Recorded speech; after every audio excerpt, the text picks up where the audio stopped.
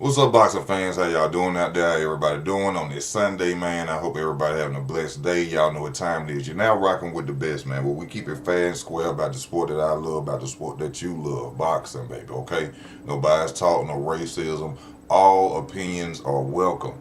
You know, you help me see things from a different point of view. If you're a boxing fan, I have no problem with you having a different opinion and coming on my channel, man. You understand me? But you see the title of the video. Let's talk about boxing, baby. You know, the state of it, the upcoming fights, the wanted fights. You know, what do we want to see? What's going on? You know, behind the scenes of the sport of boxing, man. So we here, you know, and I want y'all to come on with me, you know what I'm saying, discuss, you know, what's going on in the sport of boxing. You know, I'm gotta go back and talk about one boxer, Adrian Broner. I love AB. You know, shout out to AB. AB, one of the fighters from, you know, he did something I love when he went back to the hood and he got, you know, Bunny, you know, Robert Easter Jr. and he got Rasha Warren and, you know, he made them champions. You know, I seen that Adrian Broner was a real dude. But I don't be liking how people be exploiting Adrian Broner right now. You know, I see he with this little streamer dude, DD3 or with Dean the Great, whatever he's supposed to be. You know, I don't know these little young dudes or whatever. But, you know, he over there with them and, you know, they got him recorded, talking about he drunk in a car, you know. It's sad situation when you see people, you know, doing AB like that and that he in this, you know, position that he in. And I just don't like to see people capitalizing off, you know, the fall and, you know, of what we see of Adrian Broner today. I know it's a social media time and, you know, like even with the Cameron situation, even with the dudes who invited him up on their podcast and they was out there and, you know, Adrian Broner was drunk on a podcast and they upload. I mean, like, come on, man. It just come to a certain point where, you know, it gets your views, but, you know, it comes to the point of morals and character. You know what I'm saying? But I know people say, "Great, Adrian Broner, a grown man. He out there doing it to himself and this, that, and the other." But I'm just saying, if you really rock with him and you really say that's your boy and you got love for him, you know what I'm saying? Sometimes you can't put a price on loyalty. That's all I'm saying. Sometimes you just can't put a price on integrity and manhood. You know, you cut the camera, and then you go at AB. Hey, bro, you got to cut this, you know, cut this shit out, bro. You doing too much. You know what I'm saying? You know, like what Cameron did. I'm a fan of Cameron, but when he did Adrian Broner like that, you know, talking on the camera, he a drunk, he this and he that. Hey, everybody go through different struggles in life, man. And that's something people have to understand. You don't judge nobody and look down on nobody because tomorrow you looking at somebody in a cardboard box Wednesday, you could be there next 3 Wednesdays. You know what I'm saying? Yeah, you gonna look at Adrian Broner had this, he had that, he had okay, everybody fall. There's other people who have made it to the top and failed before too. So, you know, just pray for them. But I don't like people exploiting AB like that and trying to make money off of them. But we could talk about some fights too as well, y'all. What's up with your H-Town? Thank you for tuning in, bro. We talked about some upcoming fights. One main fight I want to see, which I started looking at this fight of the day, the Ford kid, Raymond Ford versus O'Shaquie Foster. I'm very interested in that fight because of the beef behind it, the static behind it. You know, with the Shakur Stevens situation, you know, O'Shaquie say, I want his daddy. I don't want the son, which he's calling Ford the son. You know, and I think, you know, I don't really like what Ford is doing. Ford, to me, is doing what Charlo was doing to Terrence Crawford during the Errol Spence situation. You know, I understand that, hey, probably you and Shakur friends or whatever, but him and Shakur Stevenson beef ain't your beef Ford. And I think Ford need to, you know, stay out of it. But, you know, he doing what Charlo did, you know, the dick riding. But this the difference, though. Now we got the opportunity since you want to step up for your homeboy. Let's see if you can handle your homeboy problems. Now, I ain't really looked at Raymond Ford before I started watching him. They look like a little, him and O'Shaka look like they kind of fight similar. I see a southpaw though, but I'm ready for that fight already. Unfortunately, it's all the way down the road. What we got? It's the May 30th. Oh, May ain't that far. I'm thinking, oh my bad, y'all. You know, this year going by so fast. I'm kind of a little lost. Yeah, May next month, May 30th. So, yeah, I'm very interested in that fight.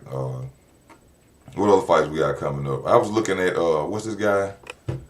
Janabek the other night. Janabek is a dog. Janabek is something serious, and I love how Janabek fights. Janabek fights when he see you opening up your offense. Janabek, he will open up his. He times your off. I don't. How can I say it? When he sees you about to start throwing punches, he starts throwing with you. but he precise with it. It's Janabek is something serious though.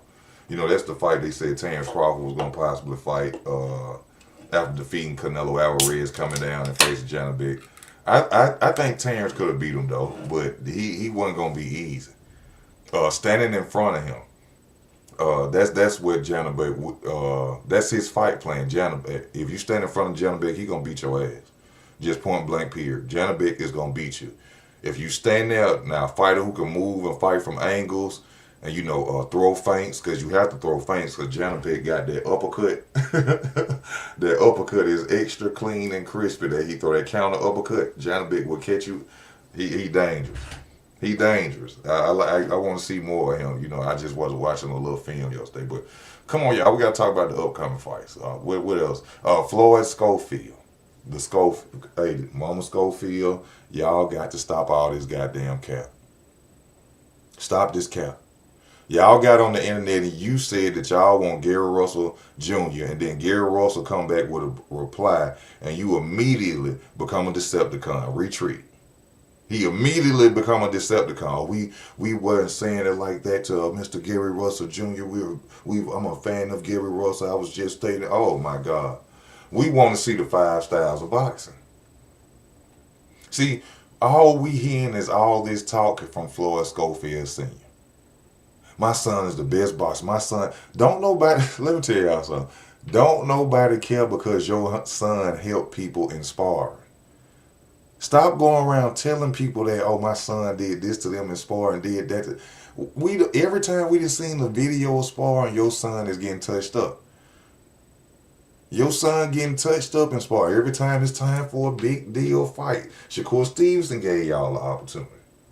Signed on the dotted line. All of a sudden people snatching out passports. Who the fuck?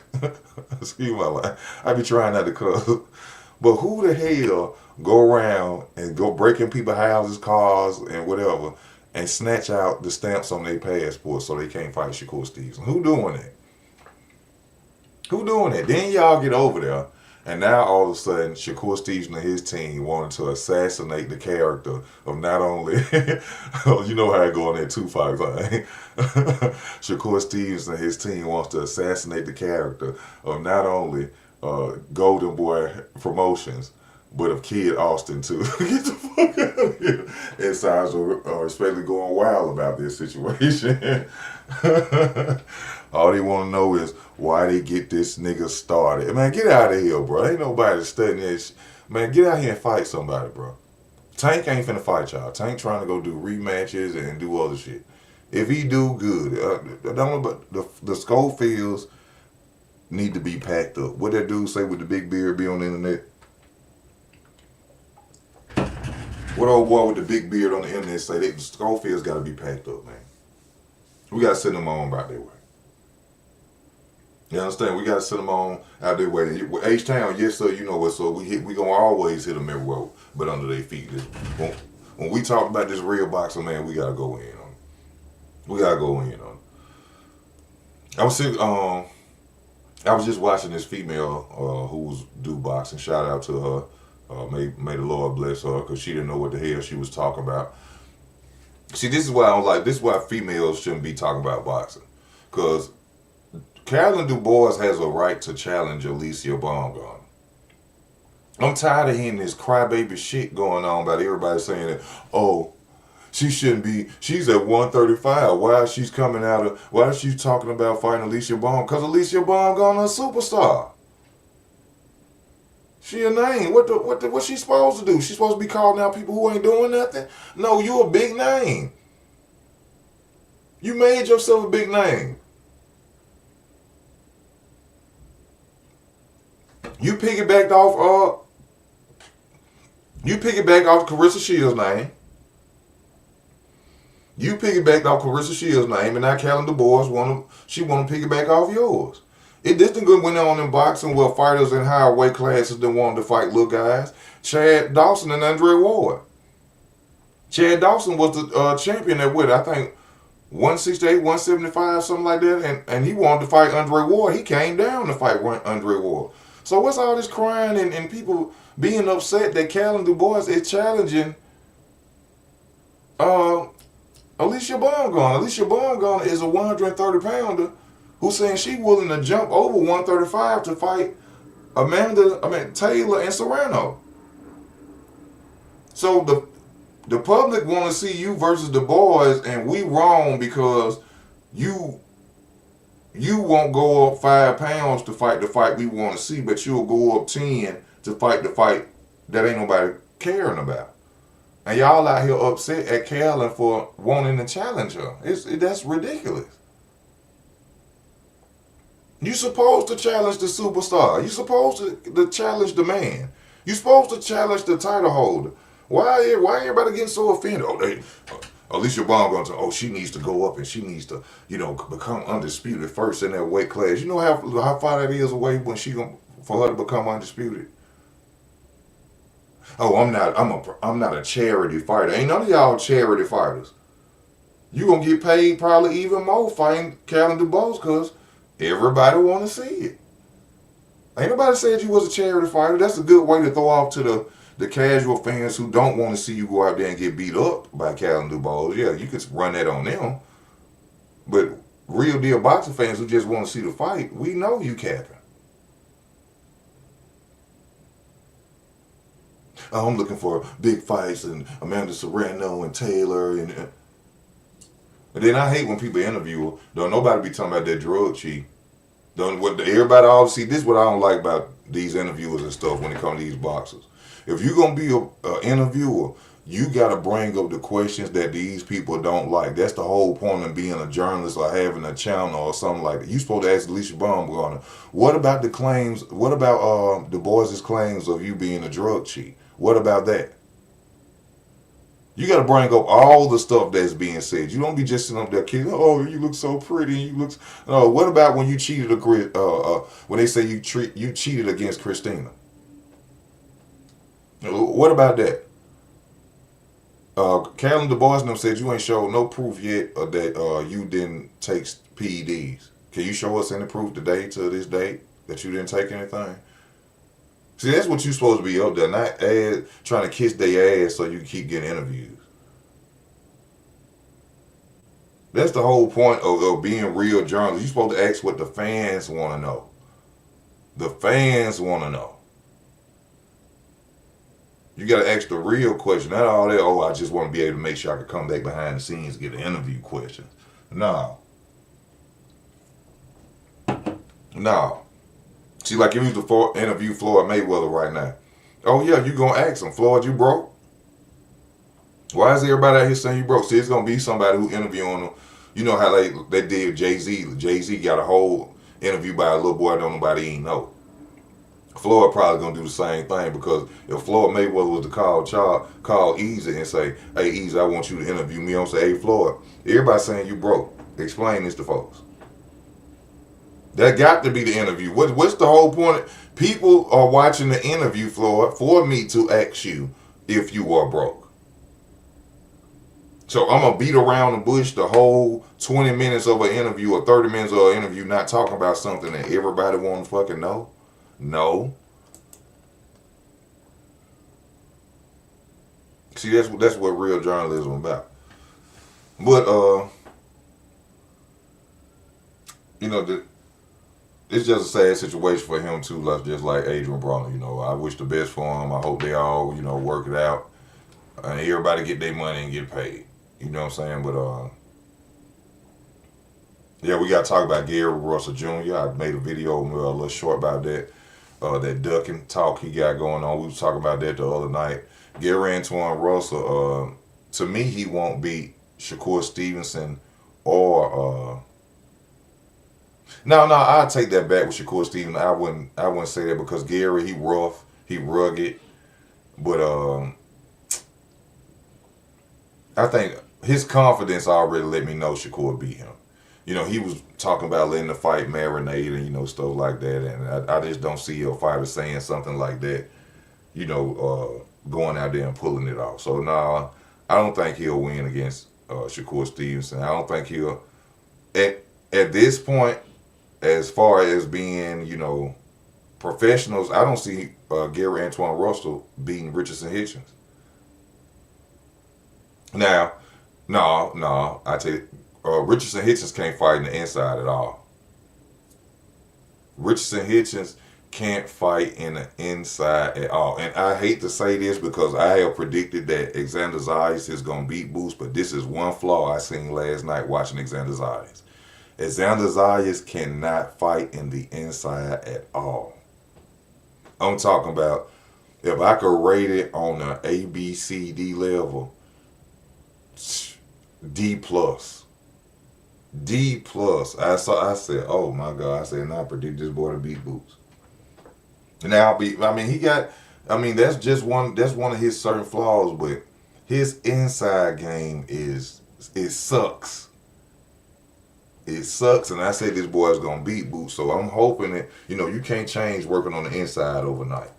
But I'm hoping, their game plan is not to be anywhere in the inside or struggling and holding and clinching. Another problem of Xander Zayas, I seen this. Zayas does not love, he don't clinch.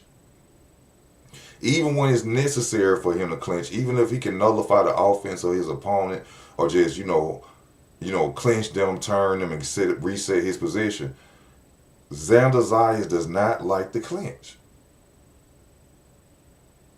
When he was fighting the fight where he won, where he unified the titles, I was noticing that he don't like to clinch. He do a lot of moving, but he be in shape though. He was in shape like hell in the fight where he unified the titles against Baru or Baral, however you say his name. He was in shape like hell, but he possibly could have ended up stopping dude if he would have paced himself better. But like the commentators were saying, that dude, he only threw punches when his feet were set. So I see why, Xander Zayas was moving his feet so much, but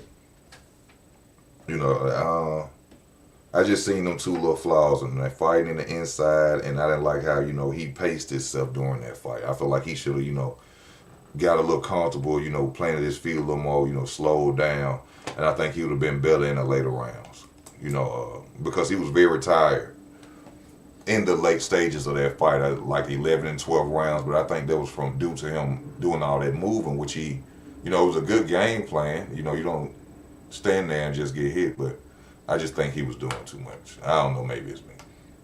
Either when fighters become superstars, should they do more weight class, more weights fights with regardless of weight class? Hold up. When fighters become superstars,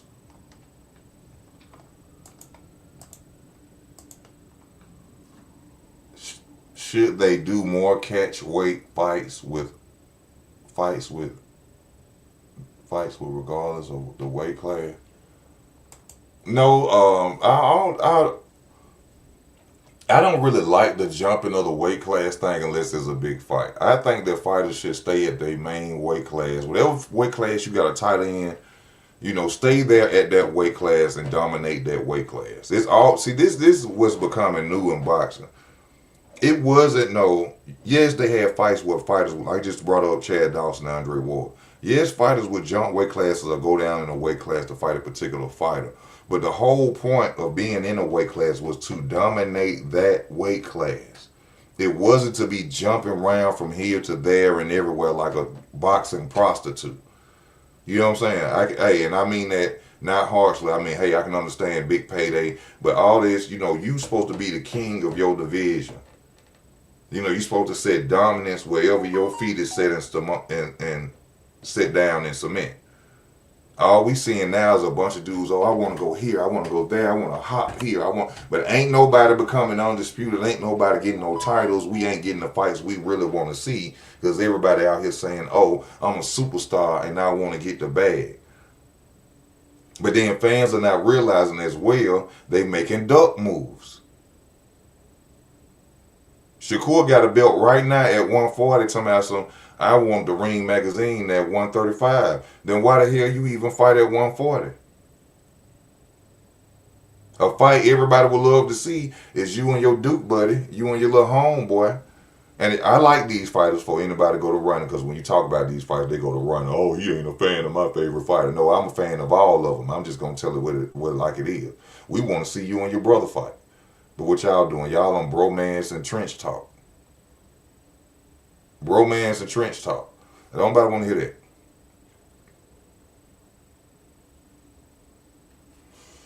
There's just too much going on. We ain't gonna have no real fights in the future. But yeah, all this jumping weight class. No, you supposed to be the king of your division. Then you dominate your division. Then you run through other people. Ain't nobody running through their divisions no more. Everybody friends, everybody homeboys. That's my cousin. We slept together. We used to share candy together. I gave him my last bag of chips at the amateurs. We slept in the same sleeping bag as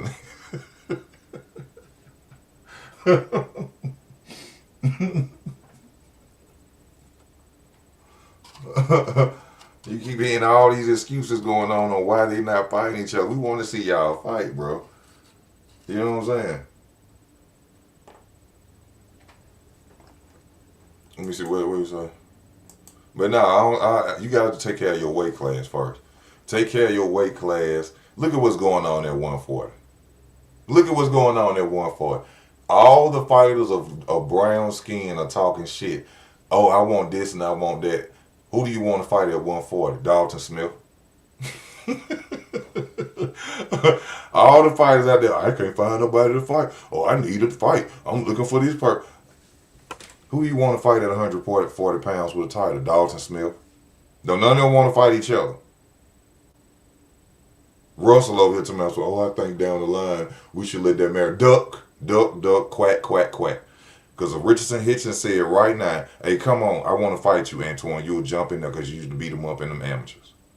But when it comes to Shakur, that's a fight down the road and quack, quack. I ain't think he was going to do it. Quack, quack. But if they say Dalton Smith, yeah, we and Dalton Smith could fight tomorrow. I'll fight Dalton Smith in my mama's backyard. Keyshawn Davis, hey, you at 140, right? Yeah, I'm at 140. What about your boy Shakur? Oh, we best friends. We were in the trenches together. I used to rub alcohol on his back when he got through training. I wiped sweat off his brow, when we was sparring. I can't fight. Who you want to fight? I'll fight Dalton Smith. Richardson Hitchens. Who you want to fight at Who you want to fight at 140? Keyshawn a bitch. Devin Haney a bitch. What about Gary Antoine Russell? Gary Antoine Russell need to do more in the ring. He talking like Alicia Baumgartner. Gary Antoine Russell need to do a little more in the ring before he fight me. He need to build his name up. A one-time belt holder telling somebody else they need to go and get their weight up. And this man got a title too. What weight up? He got the weight up that you got up. You got a title, he got a title. Quack, quack, quack, quack, quack, quack. This all going on at 140. Dalton Smith, he ain't said nothing. Dalton Smith probably want to fight all of them. Whichever one of y'all want to come get it. It don't matter. See, that's why I be saying why I would love Zuffa. Zuffa took over and got rid of these belts. Because if Zuffa got over and ain't no easy cherry pick to get no extra belt or a belt. You're going to have to fight somebody good to get to the top to get a title. That's why I hope these belts disappear and Zuffa take over boxing and we ain't got to deal with none of this cherry picking and letting the fight marinate. And this is my homeboy. This is my brother. I know his mama since I was kids. We grew up. We don't give a damn about y'all little fairy tale love stories that y'all got. Y'all fighters. Get in the ring and fight. We need we were just talking about this the other night. We need a Super 6 series bad as hell in weight class, all the weight classes damn near. All these middleweight classes, 154, 135, 140, 130, Super 6 series, they ask. If you don't get in the Super 6 series, we taking your belt, stripping you, and you going to the bottom of the list. I'm tired of hearing all this talking and I'm the best and I'm going to do this to this person, I'm going to do that to that person.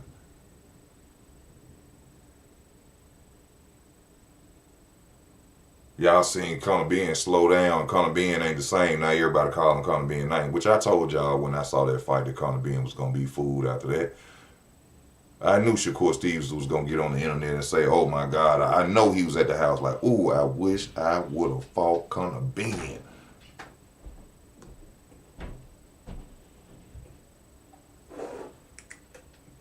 Yeah, Conor Benn got y'all out here looking Real stupid right now. Y'all could have got that payday. Y'all could have got that payday.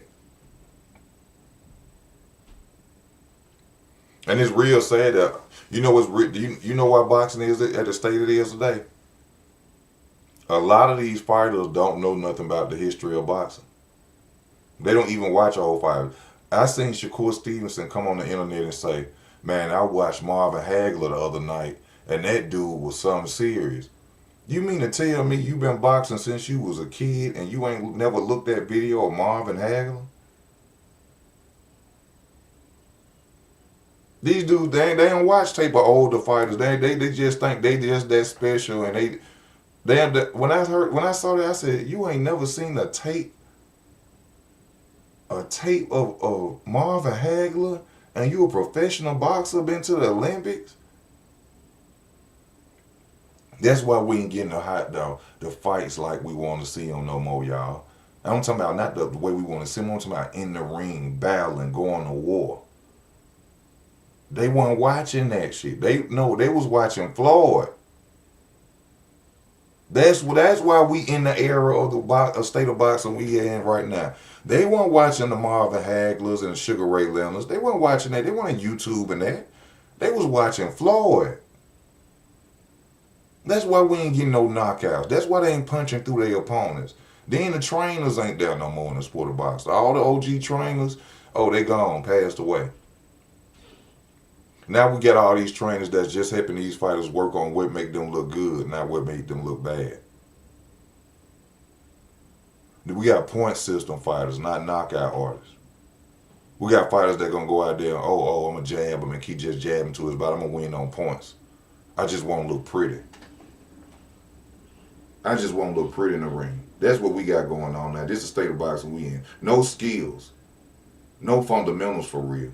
We seeing heavyweights out there looking like they fighting over barbecue on Saturday evening, drinking too much beer. Even back in the 80s and 90s, you seen heavyweights with fundamental skills, catching and shooting and ducking punches. And come on, man. We done got to the point now in boxing where we got YouTubers thinking they can box. The most dangerous sport in the world, along with UFC. You don't see people jumping in the ring going to be UFC fighters. Out the blue do it. This is what they done turned boxing into. A motherfucking circus. When you see people coming off the streets, willing to get punched in their face like it's a damn game.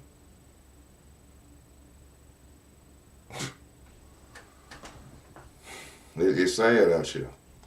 You said, what do you think of NUL versus Nakatani? NUL all day. Y'all know how I feel about NUL. The same thing I feel about Manny Pacquiao, and people get mad about it. And it ain't because Manny Pacquiao Asian, Filipino, or nothing. I don't give a damn if he looked like a goddamn quarter. I don't care if he was silver or gold. Manny Pacquiao was on steroids. And NUL on it too. NUL was on it too. I ain't got no reason to hate on NUL. Salute to him. He feeding his family. Keep doing your thing. Go to Japan. Be the motherfucking man. But at the end of the day, I know NUL on something. Floyd Mayweather know NUL is on something. That's why he said, bring NUL to America for at least 6 months and get him a random drug and urine test. Give him Olympic style testing for at least 6 months and let's see if he still got this same power. Y'all don't think he is. Okay, this is what crazy about people. Watch this. Y'all don't believe NUL, however you say his name, would take steroids because he ain't been caught. Manny wasn't caught either. But everybody know Manny was on steroids. But he will try to cheat with hand wraps at least 3 times, but y'all don't think he'll try to take steroids.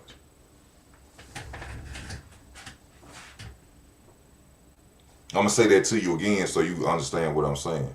Y'all can say, NUL is not on steroids. But we have seen him 3 times or getting caught 3 times trying to put illegal hand wraps on his hands, but y'all saying he wouldn't be willing to cheat. Get the hell out of here.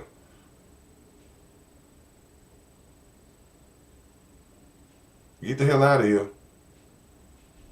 A lot of people be on these steroid talks, but some of your fake greatest fighters and some of these legends got popped for steroids too. Don't nobody be talking about that though. Don't nobody be talking about that though. Some fighters of the day that's legends, Hall of Famers, got popped, and people don't want to talk about that. But you'll sit up here all day talk about damn Ryan Garcia. You'll sit up here all damn day and talk about Conor Benn, Canelo Alvarez. But it's some of these black legends been caught popped on steroids too, that don't get talked about. We keep it real over here. That don't get talked about.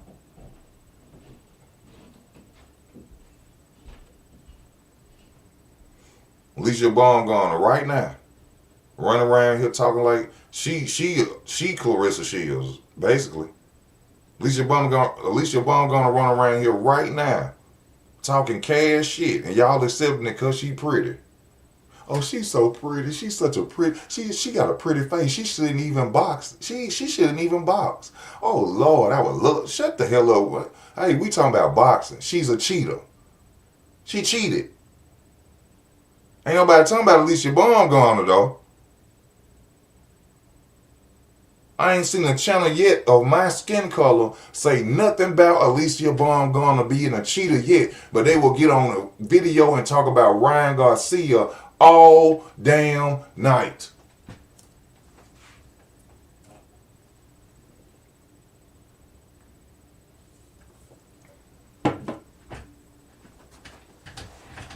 We keep it real over here, baby.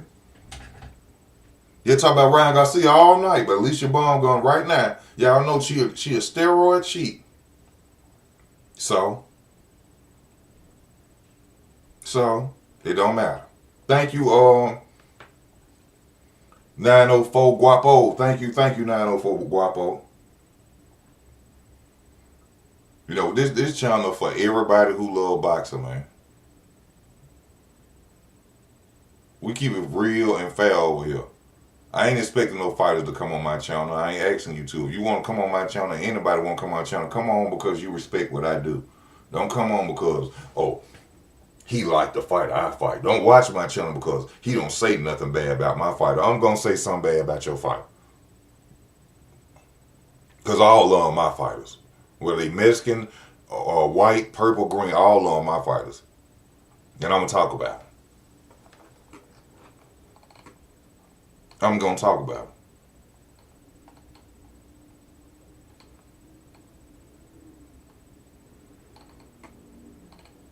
You know, all this, stay off Florida. And I'm going to stay on Florida, too. I'm going to stay on Florida Mayweather neck, too. I want to see this rematch now since he want to duck it. So, since Floyd want to duck it so bad, it's making me interested in wanting to see it now. Because you got to be scared. You decide to see. I told y'all this was Floyd Mayweather's way of trying to get the light off Terrence Crawford. Floyd didn't like that Terrence Crawford's name was being mentioned so much. He said, what can I do to come back out and get people to stop talking about this dude that accomplished way more than me in the sport of boxing? I know what I'm going to do. I'm going to come out and I'm going to announce that I'm going to fight Mike Tyson. And then not only that, this is what I'm going to do, y'all. I'm going to come out and say I'm going to fight Manny Pacquiao and fight 2 more times professionally. Yeah, that's what I'm going to do. I'm going to come out and say I'm going to rematch Manny Pacquiao in a real fight Mike Tyson. They stopped talking about Terrence Crawford. Yeah, that's what I'm going to do. And then what he did as soon as it was time to come through with what he said. Oh, no, that's, see, he just wanted y'all to stop talking about Terrence. That's all. Just stop. We've been knew about the Mike Tyson situation with the ending of 2024. We've been knew about Mike Tyson. That was being brought up. No, he just wanted the spotlight. Floyd got tired of waking up every morning looking at boxing and fight hype, and he's seeing three division undisputed champion in different weight classes, something he ain't never did, and they keep talking about him. No, I don't like that. I don't like that at all. Let me go make up some fights or some shit so they could go back to talking about me and boasting my name. I don't like keep hearing all this Terrence Crawford talk. See, y'all don't believe that why? Because he black. Man, why is it every time you just want to see black people want to see two black men go at it? I ain't say they was going at it. I said that he got more accomplishments and more accolades in the sport of boxing than Floyd Mayweather. That's what I said. I ain't say they was going at it. I'm just speaking in my opinion. He done more. He did more. Floyd, the only thing they go to talk about Floyd and really his accomplishments is he fought more champions than anybody else. And that's a damn shame you fought all them champions. You ain't never been undisputed. So that means you had to do what?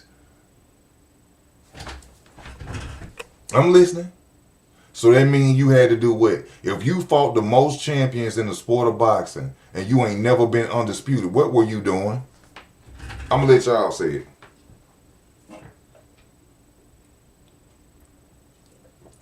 Come on. Come on, I know it hurt. I know it's going to hurt.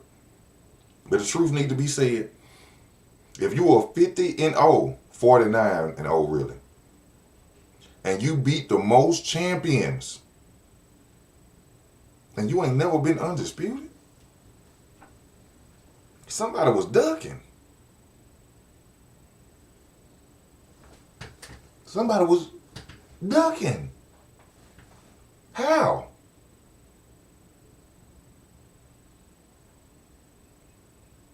How? I'm waiting on somebody. Hey, the link up here. If anybody out there watching, somebody to explain that to me. I'm going to show it to you now so you can explain this. How can you beat the most champions ever in boxing? And in order to be undisputed, you have to go and beat other champions, right? To be undisputed. You done beat the most champions, but you ain't never been undisputed. And people get mad when you say Floyd duck people.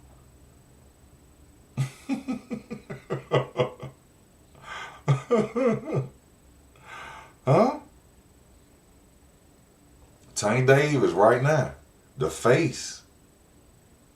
The face of boxing, y'all say. Tank with 32-0. Not unified. Never unified.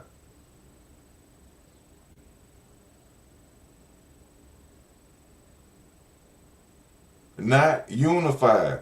Tank ain't never went to fight another champion. With him holding a title, Tank has never went and challenged another champion in that division. He's never been unified. How is this possible? And he's supposed to be the face of boxing. How?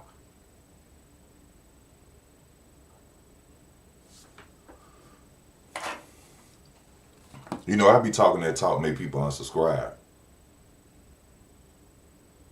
You know, I know and I understand. I be talking that talk, make people oh, nah, see, I ain't want to hear that about my favorite fighter. Nah, hell nah. Nah, you need to stay over here. Because I'm going to keep it real with you. I'm going to tell you what your big channel ain't telling you. I'm going to tell you the dude with all the numbers who fanboys and just want to meet them backstage and shit. Well, I don't want to meet nobody backstage. For one, I ain't got the money to fly nowhere. I just went grocery shopping today. You think I got the money to go to a fight and possibly get backstage? No. I don't care. I don't care. I'm just on here talking about the sport I love, and I'm going to give it to you the right way, man. And that's how we going to rock over here. That's how we going to rock over here. Oh, somebody asked me, I'm sorry, y'all. Let me read some of these comments. That's all. I'm rude. Hell nah, I can't do that to y'all because ain't no channel without y'all. So I appreciate y'all. I thank everybody for tuning in. So let me start from here. What is Christopher? Thank you, Christopher, for tuning in. Salute, Easy. Did you get a chance to break down this Foster Raymond Ford fight?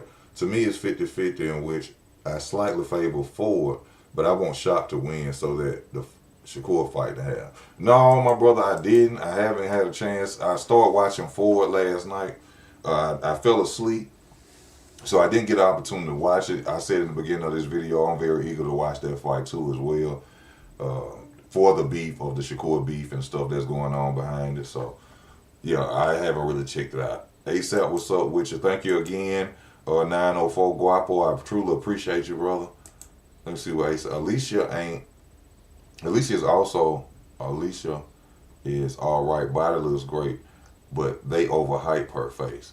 Yeah, they do overhype her face. Especially with the makeup on. She do look hella good with the makeup on. But really, when you look at it, it look like a Filipino little boy. With that makeup off, it looked like a Filipino little boy that's trying to, do a Joanna man in boxing.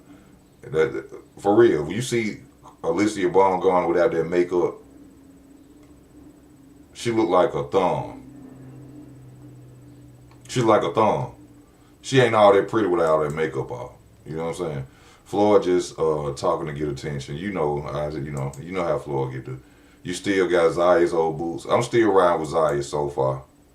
If I watch some tape or something, I might go back and change it. Floyd fought a lot of rookie champions. That's what I was saying. And it's not to disrespect Floyd, it's just the truth. You can't. How the hell you 49 and 0 really fought all these champions? You fought the most champions in boxing, but you ain't never been undisputed. And then people get mad when you bring it up. How? Explain that. If you a Floyd Mayweather fanatic and you think Floyd Mayweather is the best boxer that ever lived, explain to me how Floyd Mayweather fought 50. Well, they say 50. How he became 50 and 0, fought the most world champions, but yet was never undisputed. Explain that.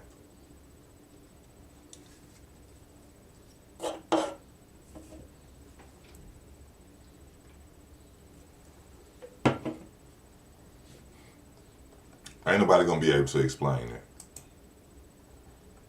Ain't nobody gonna be able to explain it. And I love Floyd Mayweather as a fighter. All around, one is the best fighter I have ever seen and looked at. All the way around, Floyd is the best fighter I've ever seen and looked at. But just because he's the best fighter I've ever seen and looked at, I'm not finna get on no YouTube and lie like everybody else and say he's the greatest fighter of all time. That is damn ridiculous. It's ridiculous.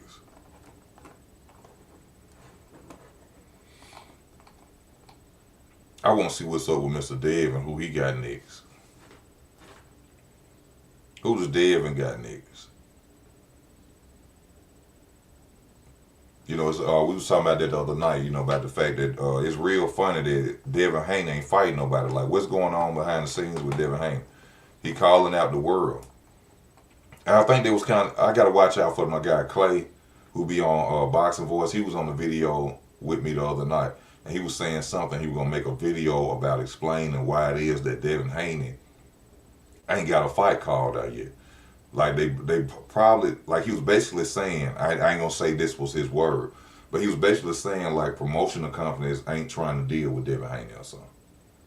Like, I don't know if Devin Haney done got too much money or asking for too much money or he a diva or he on his shit. You got to negotiate right with him. But it seemed like don't nobody want to really deal with Devin Haney right now. Because, he got fights. Devin got damn near 6-7 fights. He can just line up and get. And people will take because it's Devin. So what's the problem? Why these fights ain't happening for Devin Haney? Is Devin pricing himself out? Because Devin get the. Hey, I don't follow the money. I'm not one of them boxing channels that follow their money or worry about their pockets. But from what I understand, if you want to talk about who really getting the bucks, Devin Haney getting the bucks. Devin Haney getting paid. Out of all the ones, we just seen Shakur and T.O. Yeah, they got 9, and Devin Haney get paid. Y'all got to remember, Devin started out independent. Devin didn't just go jump on no team or nothing like. Devin came in the game independent. You talk to Devin, you got to talk about some money. So it may be Devin may be asking for too much money out there, and them people, man, ain't nobody finna go through all this shit, pay you all that. It's some. Because Devin could get the fights. And people will pay for them. Because ain't none but big names that want them. So, we shall see. Let me see this comment. H Town, Easy West, your take on a 130, 135 Adrian Broner versus a 130. Adrian Broner would get his ass whooped. Adrian Broner ran. Why y'all think Adrian Broner skipped weight classes? Why y'all think Adrian Broner skipped? Don't nobody ever talk about this. Terrence Crawford made a lot of people duck. Danny Garcia at 140 ran from Victor Poster. Terrence had to go beat up Victor Poster.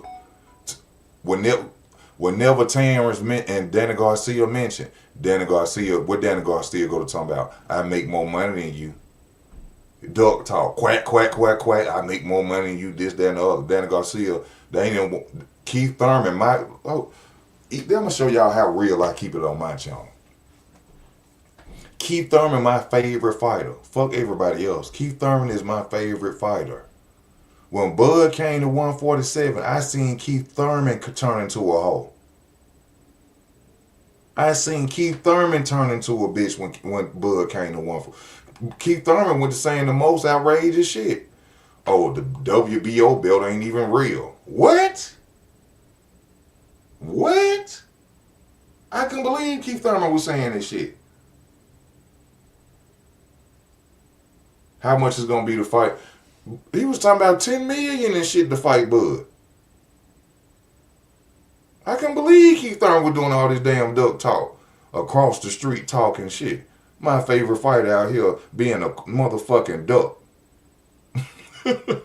And Keith Thurman was being a duck.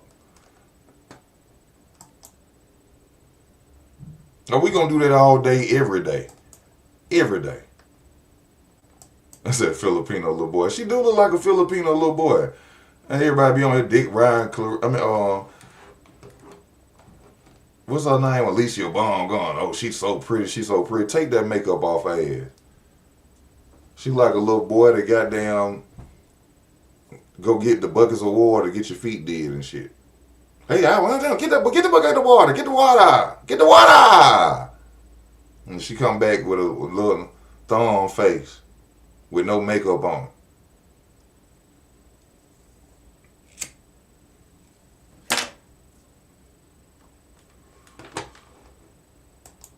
Do I think Zayas could surpass Trinidad as the best Puerto Rican?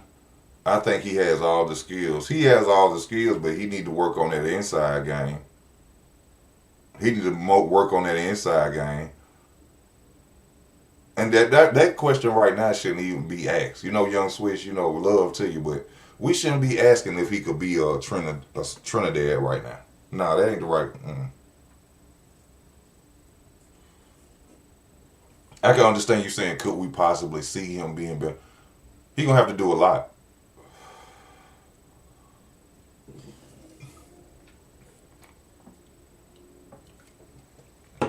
He gonna have to do a lot to be surpassing the Felix Trinidad. Like what he doing now, like doing stuff like this, fighting a Jaron Ennis at the time, right now, as young as he is. Even when people are expecting him or saying that, you know, he shouldn't be doing this right now, but because of his confidence and what he believes, he keep doing stuff like this, then yes. Especially if he go out there and win, you know what I'm saying, these type of fights. You know what I'm saying? Yes, he could possibly be up there. Surpass, can't say till his career's done. We'll have to see the type of fighters he done fought and, you know, went through in order to say that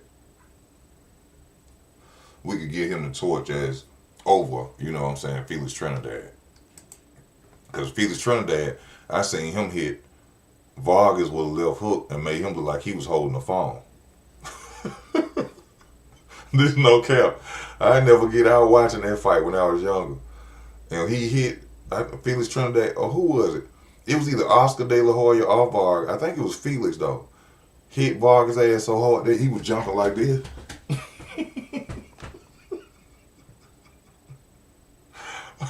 I thought Vargas was trying to call the police or something. And that was it. I said, damn. I said, that was a powerful ass left hook. Yeah, but it's gonna take some time before we say he could be up there with the Felix Trinidad and people of that nature. You know what I'm saying? Like I keep telling everybody to shut the hell up with this Shakur Stevens and Floyd Mayweather comparison. Yeah, as far as defense and stats, but Floyd Mayweather used to, the young Floyd Mayweather used to go out there and beat the brakes off people's ass. Floyd wasn't going out there just beating people up and and being pretty in the ring. You can't dare compare Shakur Stevenson to no damn Floyd Mayweather. Dodging punches, not getting hit, yeah. But the young 25-year-old Floyd or 27, 20, Floyd used to go out there and dismantle motherfuckers. Floyd ain't go out there and I'm gonna beat you up. Floyd gonna go out there and knock you out when he was Pretty Boy. Pretty Boy was ugly in the ring, mean in the ring. Shakur ain't mean yet. So don't compare no damn Shakur Stevens to no damn Floyd Mayweather at all. Not even the Money May Floyd.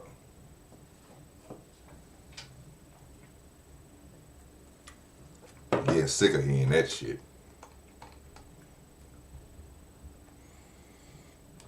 Let me see. We say. Yeah, the heinous Ben Rich. Bill told Floyd he was driving foreign cars before boxing. Possibly so. Possibly so. I would like to see Moses fight you. Y'all keep pushing this Moses boy and usually gonna beat his ass. I don't see nothing special about that boy. I don't see it. Usually don't send him up against no damn Usyk. Usyk, let me tell y'all something about Usyk. Usyk, you know on that song when they say Wu-Tang Clan, nothing to fuck with. Wu-Tang Clan, nothing to fuck with. Let me tell y'all like this. Usyk ain't nothing to fuck with. Usyk ain't nothing to fuck with. Don't send that little boy over there playing with no Usyk, okay? Don't, I don't know why y'all sleep on. Is it because of Usyk white?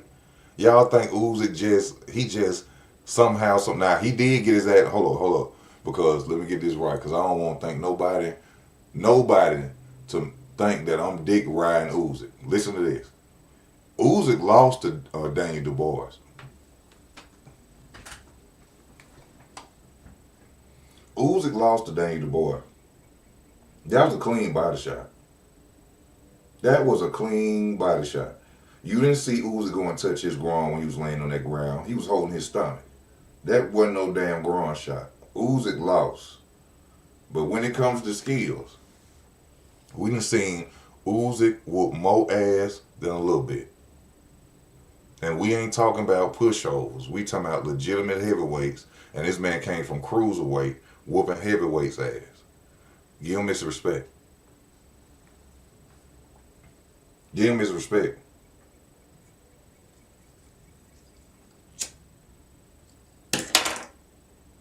So you know boxing and lost his way when we got a heavyweight champion who was undisputed at cruiserweight and was undisputed at heavyweight, and he's not the number one pound for pound fighter in the world. Something is motherfucking wrong with boxing right there.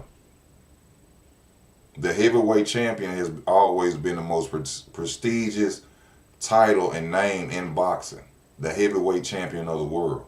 How the fuck is Inoue over Usyk?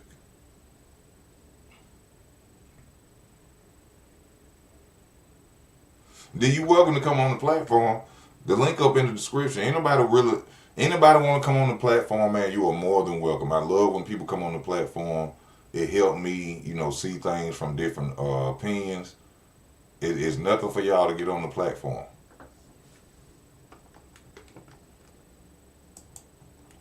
You only got 25 fights about to fight Rico. I mean, within them 25 fights, that's like saying with Lomachenko. Win, lose, or draw, Lomachenko, he fought people. With them 23 fights, and then he was an amateur gold medalist, so, he came up, you know what I'm saying? That's why he got 23 fights, because he was an amateur gold medalist. They can come in picking and choosing. They come in chewing.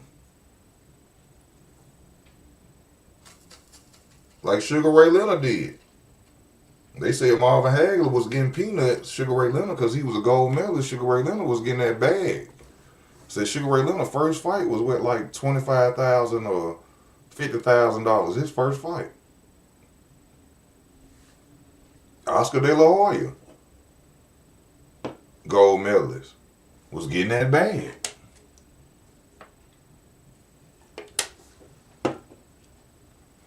So, I really would love for somebody to come up on the platform and talk with me. Some people say he top heavyweight of all time. I ain't gonna say he's top 5. Well, I say he in the top 10 somewhere, possibly, or top 15. But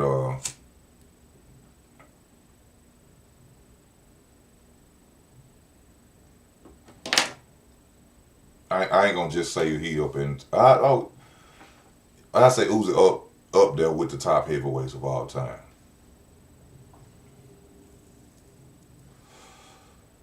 Especially with his undisputed at cruiserweight and at heavyweight. Which, hold up, they don't say this. You never really hear this, but Evander Holyfield. Yeah, they'll never mention this. Evander Holyfield was undisputed at heavyweight and cruiserweight. But they don't talk about that for some reason. When they go and hype and Uzi up, okay, now I see who made that comment earlier, said they be hyping Uzi up. Yeah, they don't hype up Evander Holyfield for doing the same damn thing.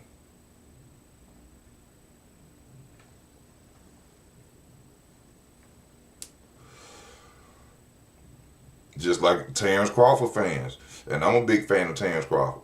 You can't dare go and say Terrence Crawford is the greatest fighter of all time because he's 3-time undisputed when we got Homicide Hank, who was holding 3 undisputed titles simultaneously at one time. And that's why they can't do it no more. He was holding the featherweight, the welterweight, and the middleweight. And the middleweight.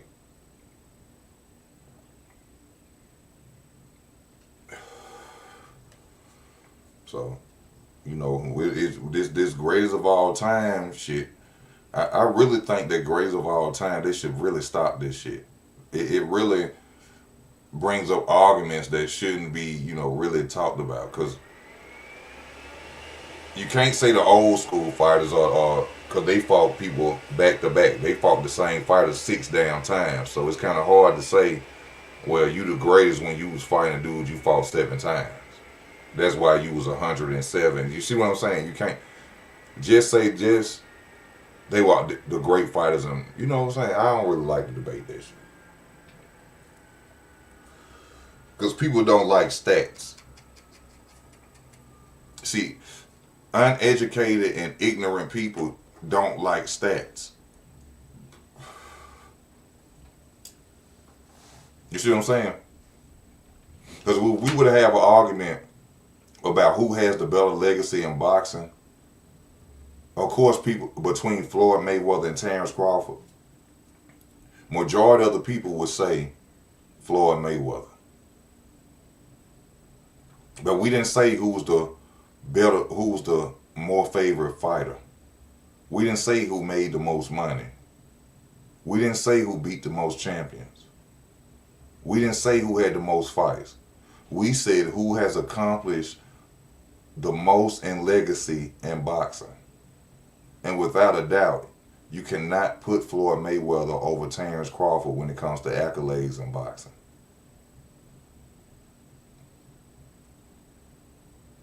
But unlogical people don't like stats. Ignorant people don't want to hear stats. Because if you put stats into it, Floyd Mayweather loses that argument. Loses that argument every time. But, people gonna get mad about it. How many knockouts does Usyk have at heavyweight? I don't know, and it don't really matter to me because his knockouts ain't got nothing to do with him winning. His knockouts ain't got nothing to do with him winning.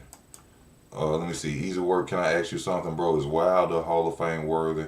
I really think he is, in my opinion. Is Wilder Hall of Fame worthy? Shit. Oh, no. One division champion, one time champion. Right now, no. Right now, no. He not Hall of Fame. Tank ain't Hall of Fame. Wilder ain't Hall of Fame. If you retire, Keith Thurman was on his way. Keith Thurman on his way. If he don't fight again,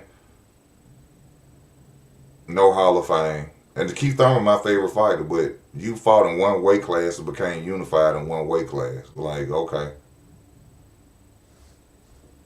You ain't go up no other weight class. You can't. To me, you can't be Hall of Fame and you stayed at one weight class your whole career. And then you wasn't dominating, or you wasn't in big fights, unifications and stuff like that. Nah, hell nah. Wilder, Tank. Who else?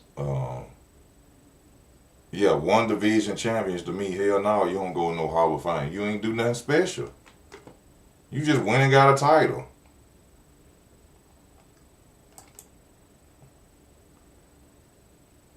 I love this boxing. I love talking about boxing, bro. That's what I do. I hate the Puff pound for pound moniker. Pound for pound is some stupid shit. Pound for pound is really just the fighter who going through whooping ass and taking names. That's pound for pound. Pound for pound ain't got shit on Undisputed. I'm sorry to tell y'all that. I know y'all be watching other channels that make y'all think pound for pound is the biggest accomplishment in boxing. No, the fuck it's not. It's Undisputed. Undisputed is the biggest, greatest accomplishment you can have in boxing. Nobody give a damn about no pound for pound. You see every week they arguing about who it is.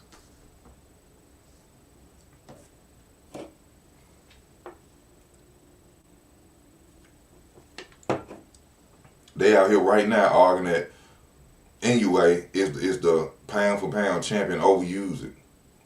But Usyk out here beating better competition. We don't know who the fuck them dudes is that half of them dudes is Inoue out there fighting for real. Some channels do. Some channels pay attention to them smaller dudes. Them ain't no. Fulton is the biggest name we knew about. He fought Stephen Fulton, and what's the other name? No, I'm thinking about the other dude Fulton fought. But he over Usyk. Nobody care about no damn pound for pound. Pound for pound is retarded. Nah, talk about who got them belts. Who going to get them belts? Zaya is 23 years old, going to get the belts. Unified champion already, 23 years old. Then going to face Boots. Then going to face a fighter like Boots. Come on, man.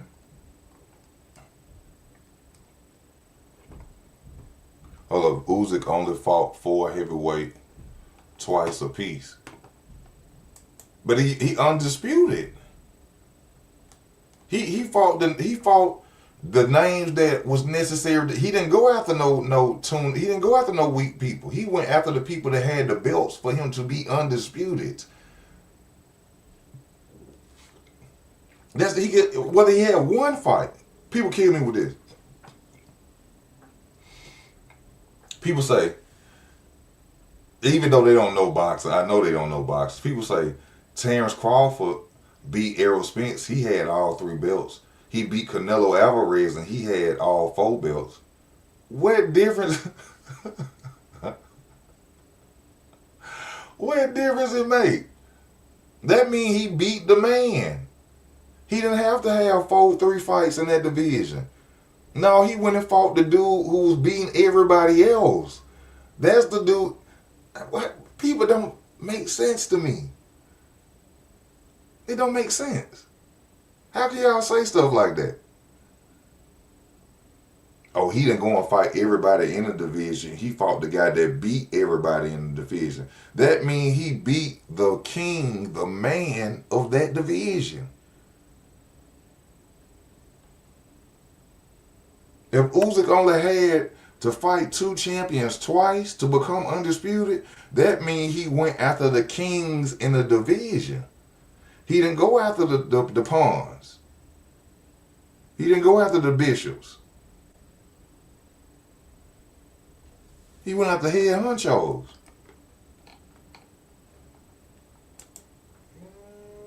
The boxing would have been dead without Wilder and Tank.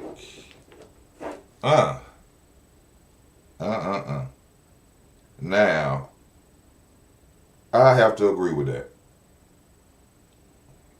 Yeah, I would have to agree with that. Wilder, Tank, can't really say Crawford because they didn't promote Crawford well enough for him to be, you had to be a boxing fan to really know much about Crawford. He would hang around no rappers. And Errol Spence did it too.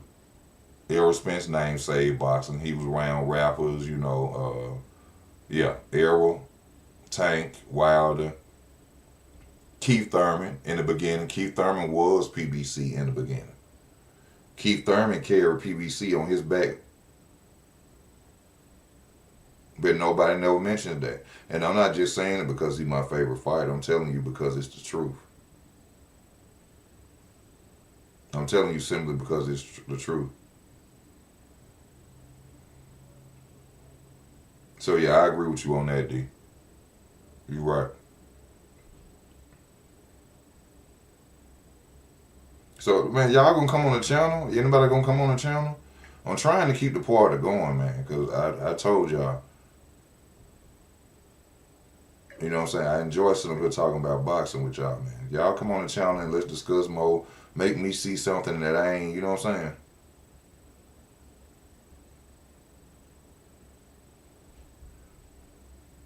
You know what I'm saying? Let's just understand this. Get this talking going on. I'm sorry, y'all. I got a text message. Y'all know how I go. Let me see. Why people think belts don't matter? Because they that's a reason to duck. Quack, quack, quack, quack. It's just something that came out. Floyd Mayweather started that shit. Belts don't. It started from that with Floyd. Belts don't feed fountains. Wait, say legacy don't feed belt. Whatever Floyd started that shit. That's why belts ain't important no more. But then I like how Devin Haney and them came back and said this. Everybody saying that belts don't matter ain't got mm-hmm. Everybody saying forget the belts ain't important, ain't got none. That's why they saying it. Just like you see somebody in a Mercedes. Mercedes the wrong type of car to buy. Yeah, because you ain't got one. You see what I'm saying? Or if I was you, I wouldn't have bought that gold chain. If you was me, you would have had the money to buy it. You see what I'm saying? So, if you don't earn all 4 belts, you're not undisputed to me. Let me see. Only Hall of Fame I got right now is Usyk, Inoue, Bud Crawford, AJ going to the Hall of Fame. I like that. Let me see. Usyk is a 2-division undisputed champion. Yes, sir. No shortcut. Hold up. What you said? They just be hating on Bud. So many pick Canelo when it. I told him about Errol Spence. I told him about Canelo Alvarez. I said, man, Bud is gonna beat them. Bud gonna beat them. Bud got a different mentality. It's only the great fighters can adapt, y'all. Only the great fighters can adapt.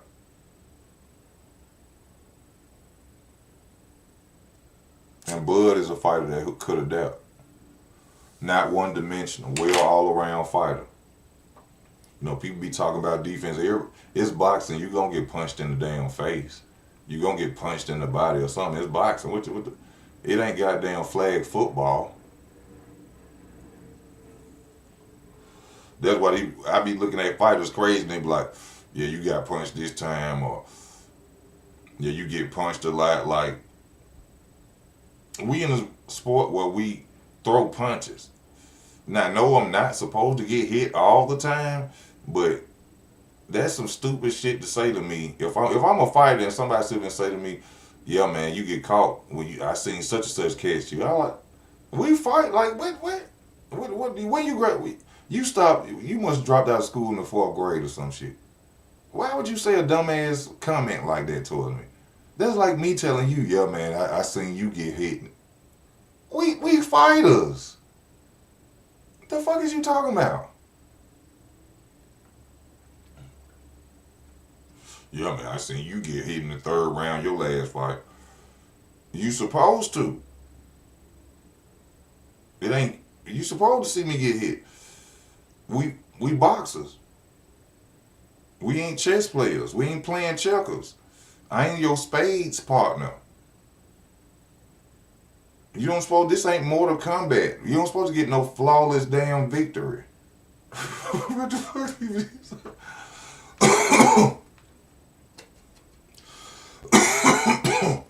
Now what you can say is this fight ain't up to par defensive. He ain't defensively responsible. You can say shit like that, but to say a fighter just get hit, like, that's like saying I went outside and I got wet. What the hell did you expect? It was raining. But people do what they go on. So. Big A, let me welcome somebody on the channel. Big A, what's up with you, my bro? I can't call it. It's your world, brother. Man, hell shit. From where you sitting at, look like it's yours, man. Yeah. Enjoying this weather, man. I'm tired of this cold weather, man. Yeah. How you doing today, man? What you wanted to come in and talk about, man?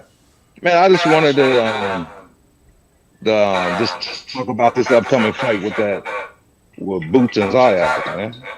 All right, what's your opinion? What you think? Oh man. In a way, I want Boots to win, but then in my heart, it's telling me that this could be an upset. But can you it's gonna be hard, man. Both of them, and to me, it's like a 50-50 in a way. Then when I sit up here, I watched a lot of highlights of Zayas, if I'm saying this right, Zayas and Boots. And Zayas, man, a big dude, man. Like, he's a big dude. He could move, and he kind of reminded me of back in the day of Earl, when Earl was young, how that body snatching, that body punching. Like, he wears and tears his opponents down, man, with them bodies, man. And I ain't never seen nobody hit Boots through the body, like through rounds and all like that. So this fight right here, man, this is gonna be something to see right here, man. It's gonna be a good fight. I was watching Zayas, even though I'm going for Zayas, bro. I watched some of his fights laying down last night, and Zayas ain't got a lick of inside game. I'm talking about. I said, oh my God, and I said he gonna win. So I'm trying to stick with my prediction of what I said, but man, when I saw him in the inside, he horrible, bro. Yeah. He don't like to clinch when it's time for him to clinch, when he should clinch. I see his pace sometimes where he should slow down, especially, which is good though, that he this young, he did 12 round fights already, because a lot of people don't know this. Like I was saying, Boots didn't go past 6 rounds until he was 28-0. Right. You know what I'm saying? So it's good to see that he's already been past them 12 rounds, and I could see him beating Boots. But if I was Boza Ennis now, I would in the later rounds get close to Zayas and try to fight him in the inside. Right. So how you think Boots would take that like the pressure and them punches as a big 154 though. Like like I never seen Boots really fight a puncher, Mm-hmm. or somebody with power, because And, the last fights I seen him fight like with Karen and all them, man. It's like I was like that really ain't no level fighting how they blow him up to be though. So that's like it we've never seen this, and this something we gonna see in this fight. We never seen a fighter with good offense who can keep coming with it right, against right, Boots. And right, that's what something we gonna get to see. And I just found out this about Zayas. I didn't know Zayas is originally left-handed. He really a yeah, southpaw fighting yeah, orthodox. yeah. I So seen that. I seen that on that too. I used to watch And then his. one, I was watching his tape, and I kept one. I said, "Why he keep dropping these dudes with these damn body shots with his left hand? He hit you with that left hand, bro, to the body. right, man. He dropped dude. He done dropped dudes with that, but Only way I can see Zayas really beating Boots on angles and keeping the pressure on him. Don't let Boots get comfortable. hmm. Cause see, Boots want to keep you in front and box you. He want to look good. He want to shake and bake. He want to dance and all that. If I was Zayas, I would just tack him, body, make him feel uncomfortable. Because one thing we really know that, and we still haven't seen it yet, Boots can't cut the ring off. Nope. So if you just basically just like what I'm trying to say on this angle, hitting with angles and making him feel uncomfortable, I can see a nasty knockout coming. I think this also they take the first round away from Boots. They need to get him Boots' head. I think this is my whole. This is what I think they should do in this fight. Was I saying? Go and take the first round. I see Boots when I be watching his tape. He literally comes out there to literally take the first round. Take that Right, first round from him and put it in his head. He lost it. They're gonna right, make him want to come forward towards you.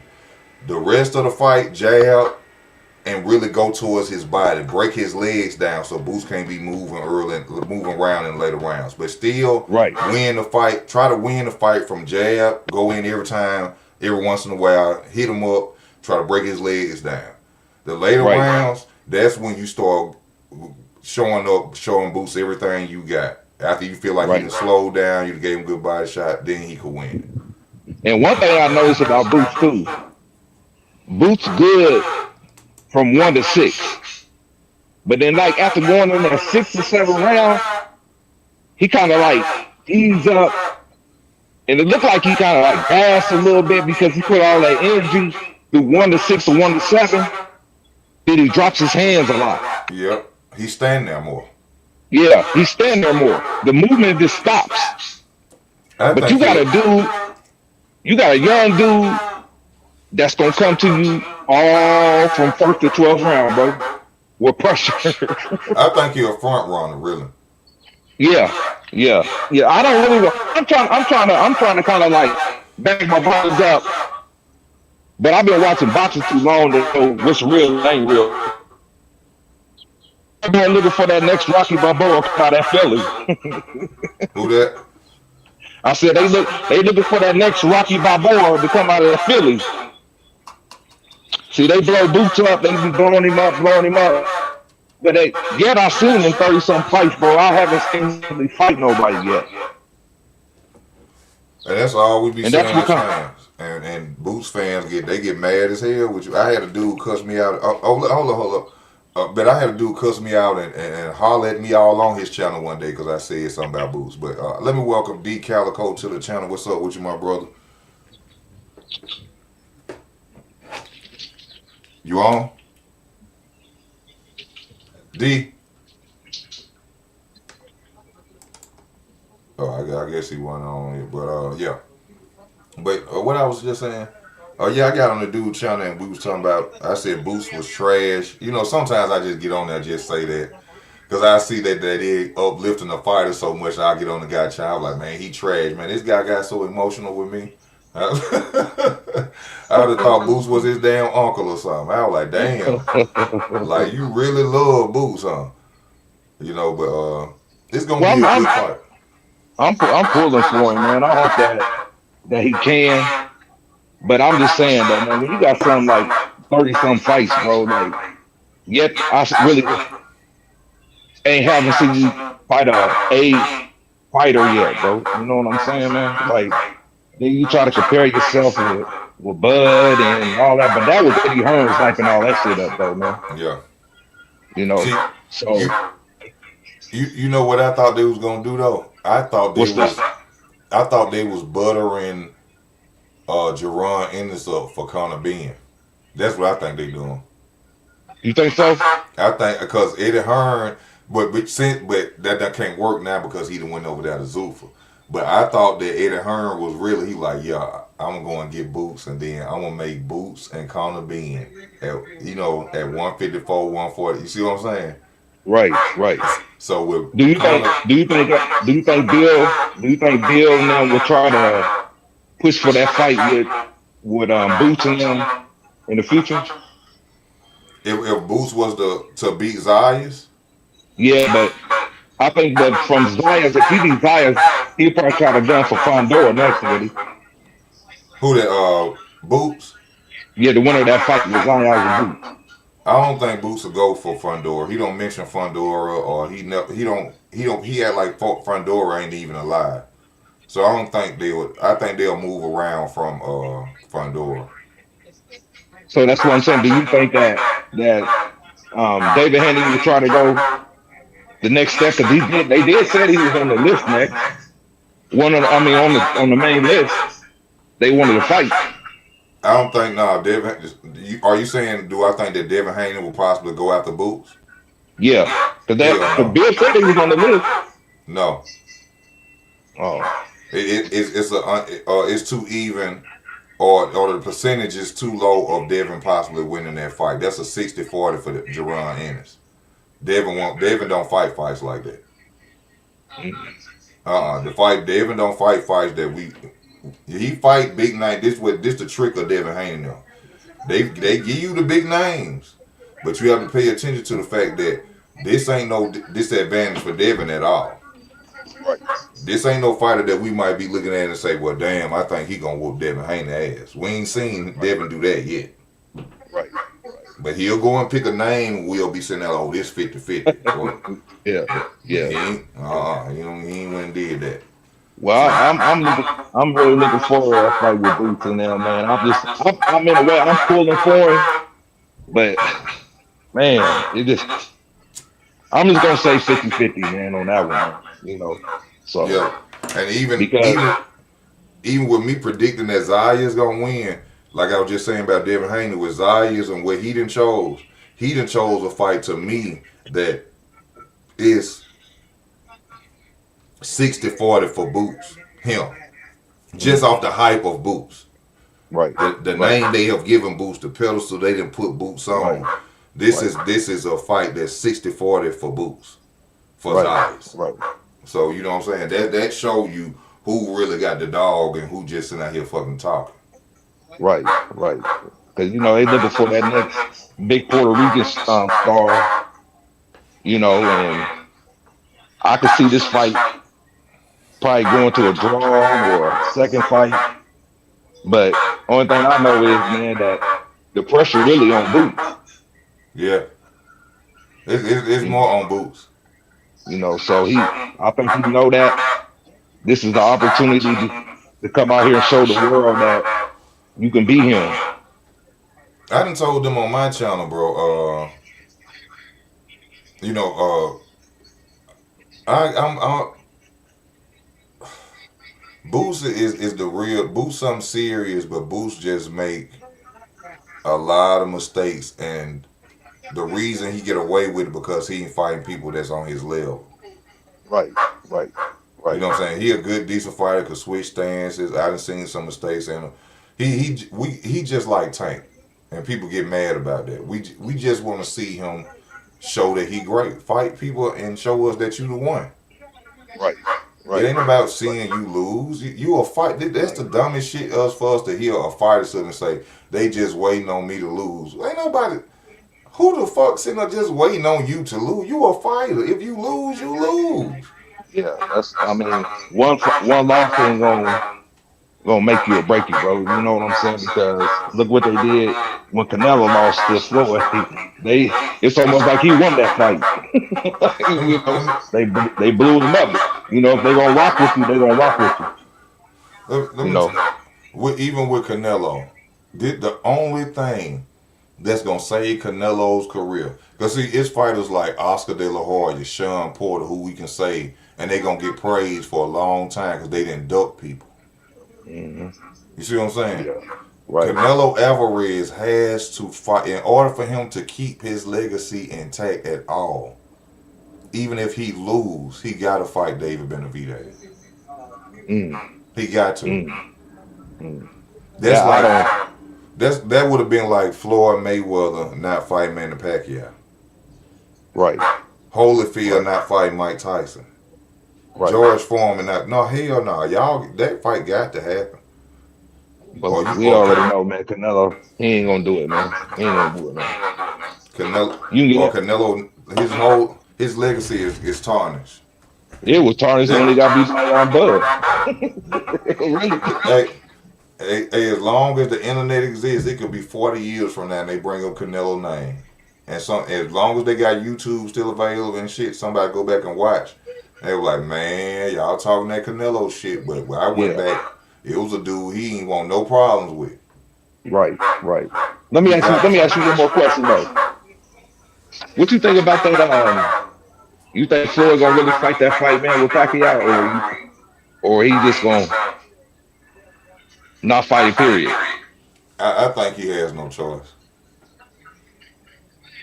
He don't got no choice. He made the deal.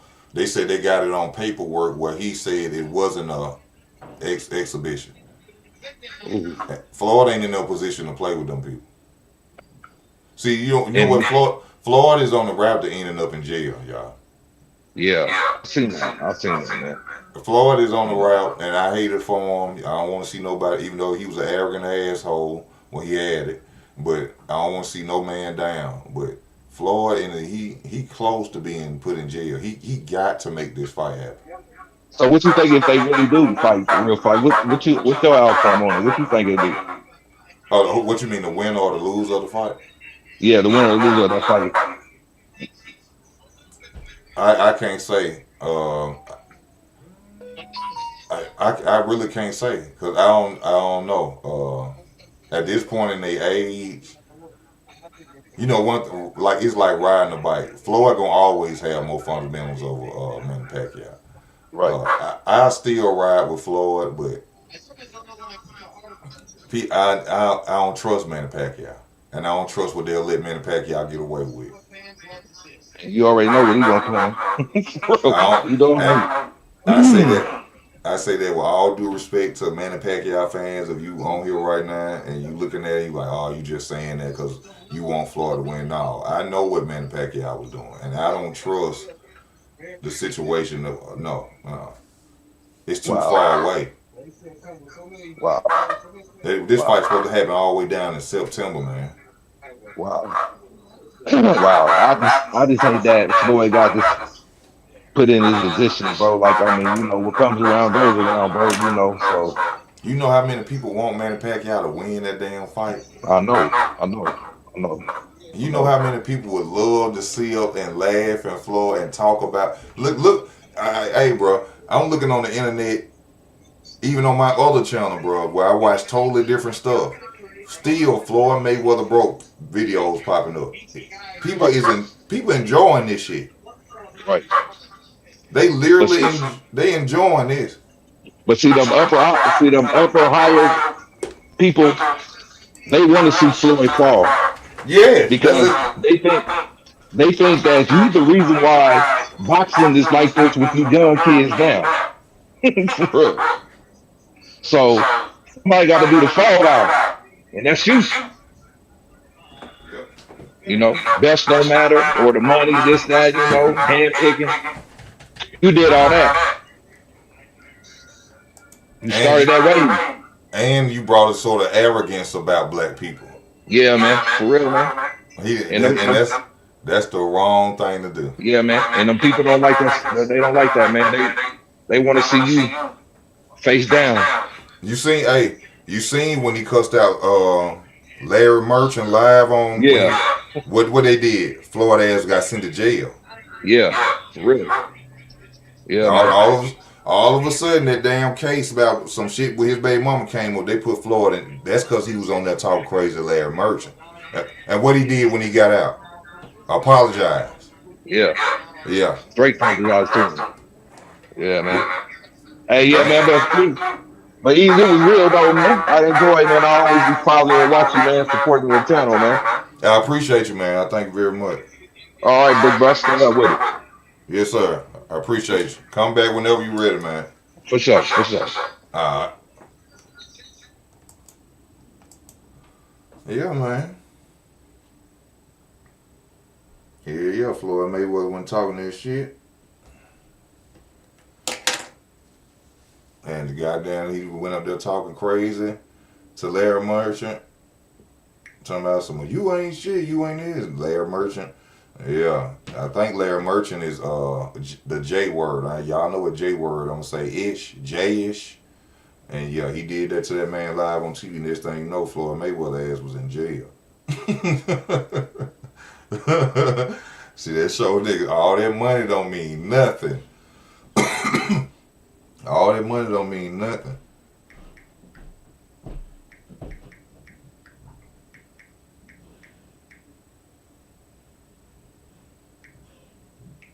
That money don't mean nothing. Floyd was a millionaire, and he had the bread in. They locked his black ass up. See, folks be talking about how much money Floyd and Shaq and LeBron them got. You need to be worried about who paying them. Because that's who got the money.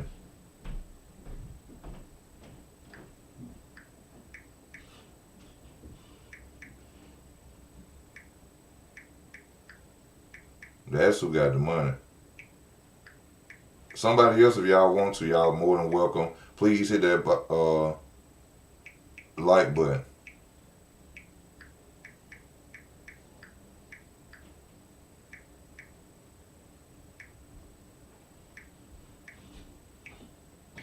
Hello, y'all. I gotta send this message because I've been on for a minute. All right, I'm back. Hold on. Let's go. Yeah, man, y'all come on the channel, man. Yeah, I seen that the Pacquiao owned Floyd Mayweather gym, man. I was like, damn. They just want to do something wrong and just hurt Floyd or something. Man, Pacquiao went and bought the man gym. I didn't even know the Mayweather gym was closed. That's what was crazy about it.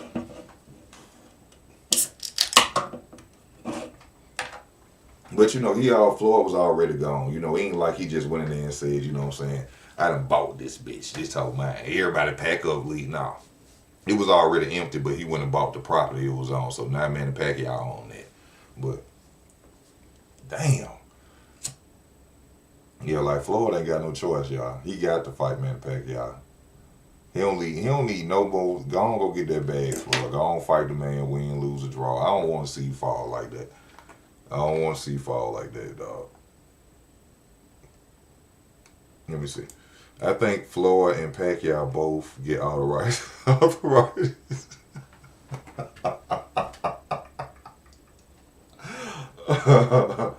Oh, Lord. He said, I think Floyd Mayweather and Pacquiao both get all rights in the 4th round. Boy, you cold-blooded.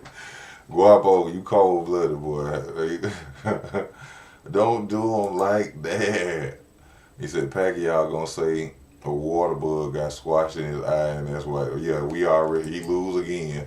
All of a sudden, he gonna have another show at the end. But this is the thing that was funny about Manny Pacquiao and his show at the industry. He said that ocean water had healed it at first.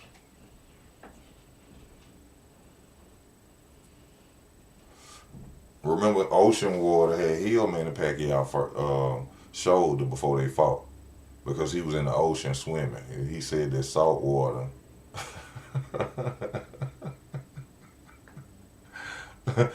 It's the fighters be coming up with some crazy shit when they be having excuses.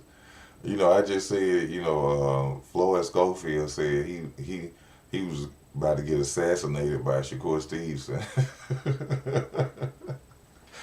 You know what I'm saying? Deontay Wilder said he was poisoned. Just like Floyd Schofield. It's a lot going on, and they be saying some dangerous shit going on. Excuse somebody. People spiking water, spiking drinks, and rubbing PEDs on you, and it's a crazy world in the sport of boxing. You got to be careful. And see, that be known in the sport too. That's why Tank, if go back and watch when Tank Davis had told Bernard Hopkins, "Don't touch me." Y'all remember when Bernard Hopkins was trying to touch Tank and talk to him? See, you don't know what somebody. See, Bernard Hopkins ain't got to get tested. See, that's what I really think with Ryan Garcia.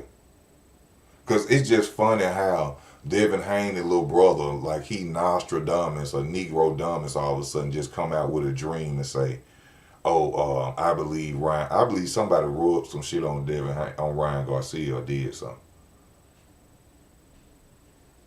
That's why Tank looked at Bernard Hopkins and said, "Don't touch me. Don't touch me." I don't know, because he could have rubbed some type of ointment on him, anything. And then this thing, you know what, Tank getting popped. I believe that's what happened with Ryan Garcia.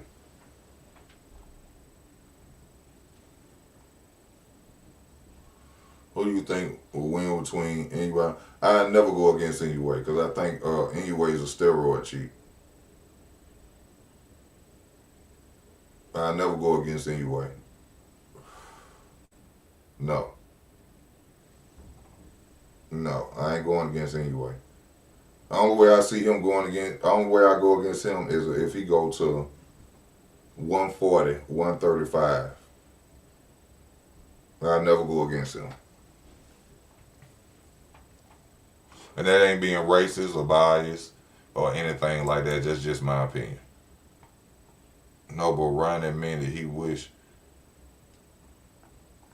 it was a steroid league.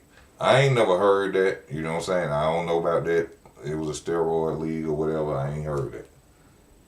But I don't believe that he cheated. He didn't have to cheat. This a dude he been fighting since he was a kid. Since he was a damn kid. I don't believe he cheated.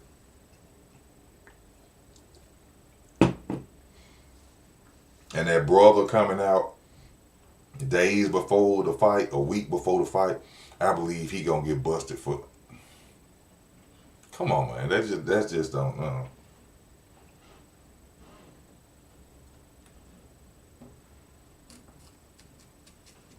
These two fighters that was even in amateur, they fought 3 times, one won, 3 times, one won, another won 3 times. And I can understand the situation of, yeah, they professional and they really want to win this fight, but I don't think he really cheated, bro. That's just me. And this the other thing about it. Think about this too, y'all. Just hear me out on this. Listen to this. It's people who've been coming up with videos saying that Devin Haney been on steroids. That Devin Haney was with Victor Conte and that Devin Haney has been on steroids, right? People have been saying that Devin Haney has been juicing with Victor Conte on snack and he was on steroids. So that means if let's just say that's true from what people are saying. It's Black Channel saying this and everything. So let's just say that that's true, that Devin Haney and Victor Conte was helping Devin use steroids. That means it was a fair fight then, right? Because if Ryan Garcia was off Ostarine and y'all saying that Devin Haney was already on snack, that means they both was on PEDs and Devin Haney still got his ass kicked. Did y'all hear what I just said? I'm gonna repeat that. I'm gonna try to cut it short the best way I can say it. If people out here saying that Devin Haney was on snack and was using steroids, that means when he fought Ryan Garcia, both of them was on PEDs. It just means he got his ass whooped.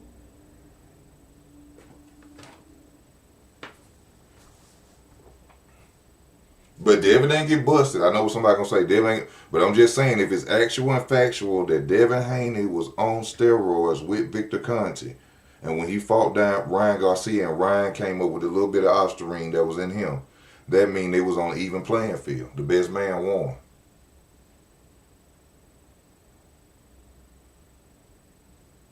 The best man won.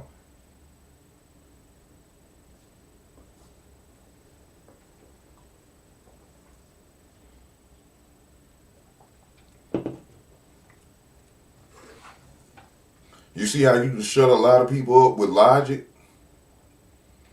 Cause y'all, it's some dudes out there been making some videos. They've been doing it. They've been doing it. Okay, but you the same person who's saying Devin only lost because Ryan Garcia had something in his system. But you done made 6 videos saying that Devin be cheating.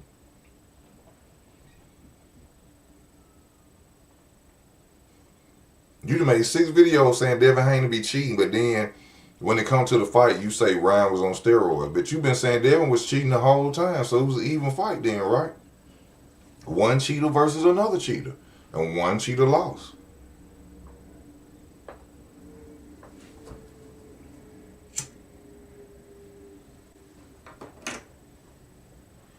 First of all, if you a real boxer fan, I wouldn't be surprised if everybody took some, because I would.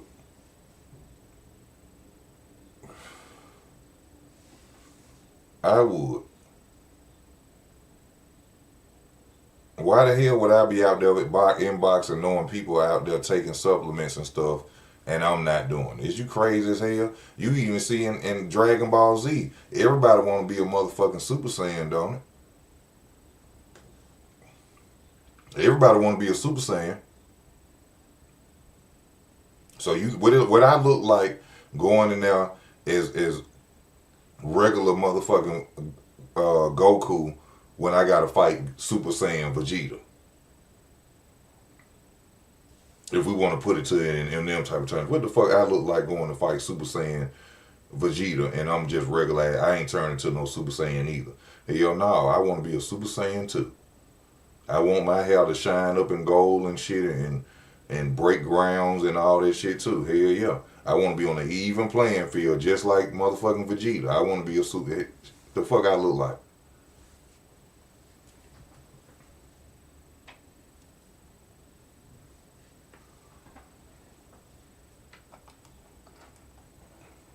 We gotta keep it real. You know what I'm saying? We gotta keep it real, bro. I don't put it past. What you say? Hold up. I agree, Easy. Ryan is guilty of racist, crazy remarks, but he didn't need steroids to beat a rice paper chin. I don't believe it. I don't believe it. I don't put it past Devin. I'm just saying Ryan is on video saying he wished everybody could take steroids. Well,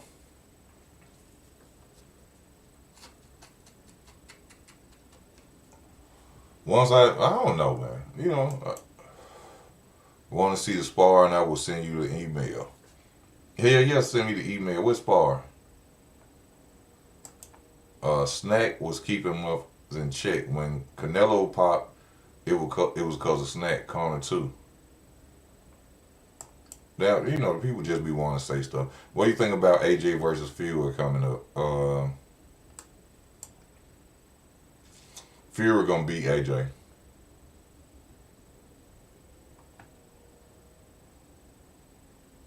Fury gonna beat, but I don't know. They say AJ been over there training with Usyk though. They say AJ been training with Usyk and he ain't came home since. You know what I'm saying? That's what Eddie Hearn said. So he was going to go train with Usyk, and they said they barely be seeing. They say he be in the gym with Usyk. So I don't know. You know, maybe he may get some counters. I mean, some pointers on how to beat Tyson Fury, but I lean towards Tyson Fury.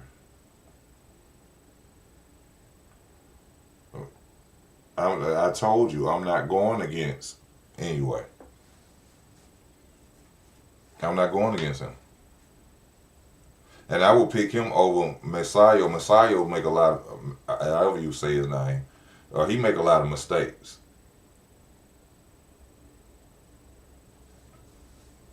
So I'm not going against him.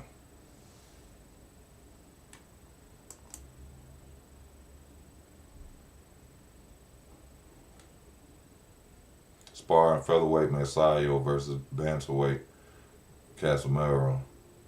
Almost. He knocked down. Go look it up. I know it sounds crazy, but the fact Ryan said it publicly is crazy. But hey, you can do what you want when you see the video. Yeah, you know, I just want to see the rematch. You know, I would love to see that rematch. That's a highlighted rematch. Everybody want to see it. Everybody checking for it, looking for it. That's a fight that needs to happen, man. You know, ain't nothing better than rematches. You know what I'm saying? Ain't nothing better than rematches. Good rematches. Some fights don't need, like Tank versus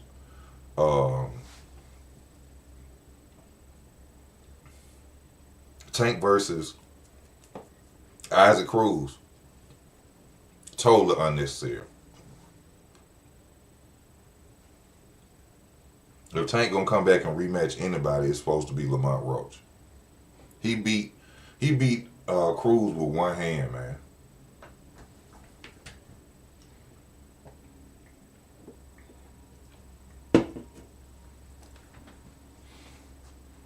Tank beat Cruz with one hand.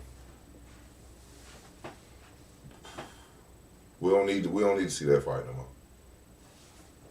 We got 15 minutes left on the channel, y'all. Y'all please hit your like button and stuff. We got 15 minutes left.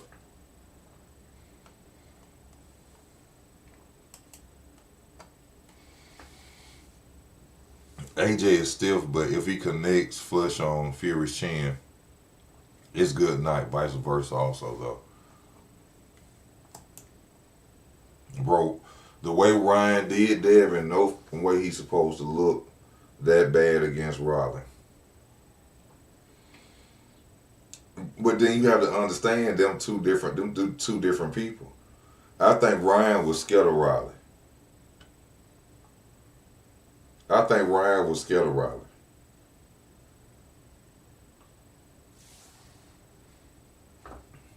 Because look how he lost to Riley.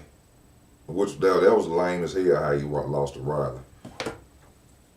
That's why he was crying in that car. If y'all go back, that's why Ryan Garcia was crying in that car, because he couldn't believe himself he lost to Riley. He was scared. He was scared of Riley. But then look what happened. He go back, he fight Mario Barrios. He back.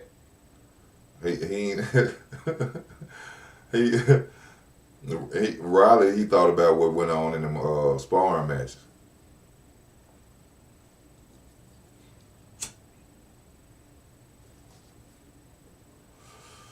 All of them talk that shit about Riley. Riley garbage can juice. Riley can't box. Riley is, but they ain't gonna. Riley can punch through a paper bag though. They know that. They know Riley can punch through a paper bag.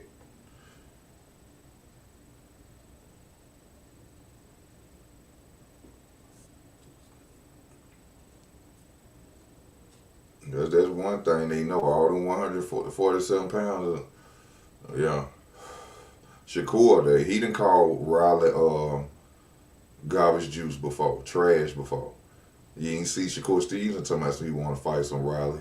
He'll fight somebody at 147. He'll fight Devin. I bet you Riley would have said, I'll fight you. Riley would have did it. Riley said, come on. I'll fight you with a rehydration clause.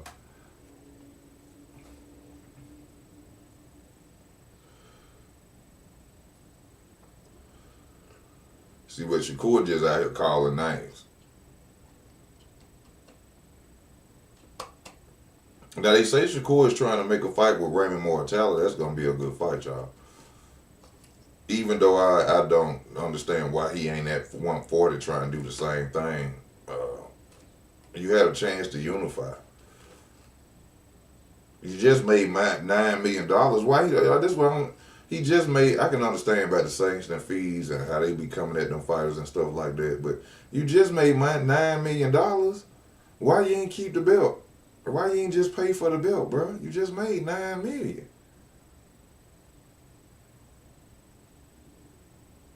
You should have killed the belt at 135 and then trying to fight Raymond. That could have been a unification fight. You could have been unified at 135 and a title holder at 140. You know, I don't know boxing history or nothing, but you probably could have set a record or something, man. You go. I don't know, man. Let me see. Nigga knocked Barrios when Barrios blocked the shot, still dropped him. Let me see. Riley ain't with no Shakur stop. No, I'm not saying he fucking with as far as skillful, but don't nobody want to go up against that power though. See, this one thing all boxing fans gotta remember, y'all. This one thing we all got to remember. One punch changes everything. One punch a fighter don't see. One punch a fighter don't see. And they could be out of there. That's all it take. That's all it take. One punch.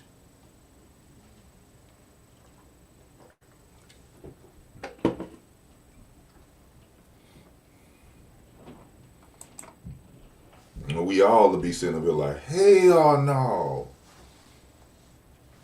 Hell no. Ain't no motherfucker. This gotta be rigged. It gotta be. Oh, yeah, that's them fights. When that punch change everything. This gotta be rigged, man. Ain't no way. It gotta be rigged. Shakur is whacking probably the biggest hype job to me. Shakur ain't whack, but he make himself look whack. Shakur ain't whack. He just be talking a lot of shit, and he just ain't. He don't keep his word on what he be saying, man. He a good fighter, but all this Floyd Mayweather comparison shit needs to stop. He ain't accomplished a lot yet to say that. He ain't beat up enough big names, or you know what I'm saying. He ain't did enough yet to be comparing to Floyd. Y'all can say that on defense, like I said, but defense only.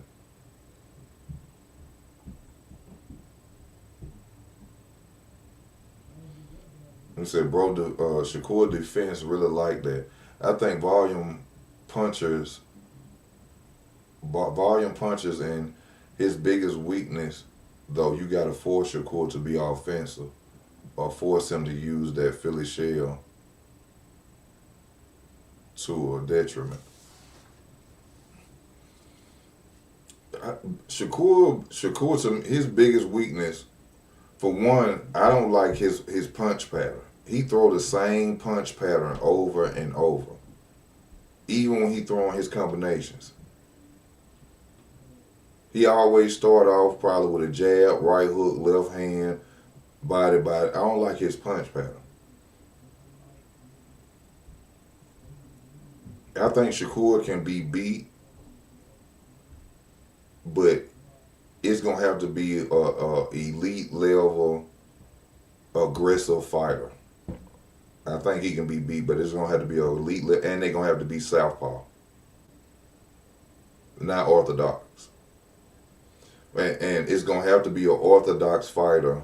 I mean, a southpaw fighter who's not one dimensional, using both of their hands. That mean they throw right hooks. It's gonna have to be another southpaw that beats Shakur, aggressive, elite. But the thing is, he gonna have to be a boxer, but he gonna have to change his fight style. That fight, Foster not southpaw, Foster orthodox. Ain't Foster orthodox?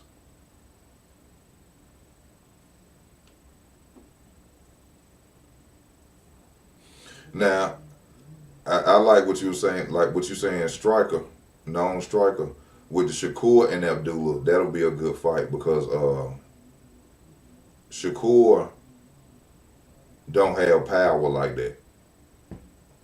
So that will be a real good technical fight.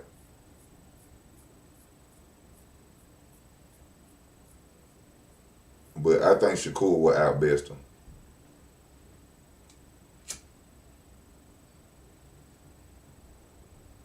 Shakur would beat, what's the boy name? Abdullah Mason. He'll beat Abdullah Mason.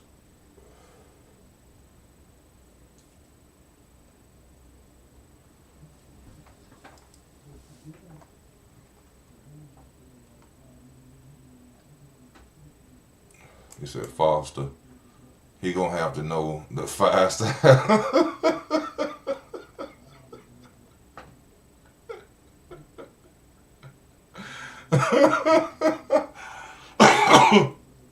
Hey Brandon, boy, you funny as hell. Boy, you caught me off guard. Yeah, he gonna have to know the 5 styles of boxing. He gonna have to go over there with Floyd Schofield Senior and learn the 5 styles of boxing that they know, cause you know that's all they talk about over there. He don't know the 5 styles of boxing. See, kid knows the 5 styles of boxing. My son knows this. He's the best fighter in the world. He's the greatest fighter ever. I ain't fought shit. I ain't fought nothing, but he the greatest fighter ever. Shakur be trying to get an advantage against Low Abdullah, but he can't little bro him like he do Keyshawn. But you know what's funny? Ain't nobody talking about how Foster be Lil Bro and Shakur.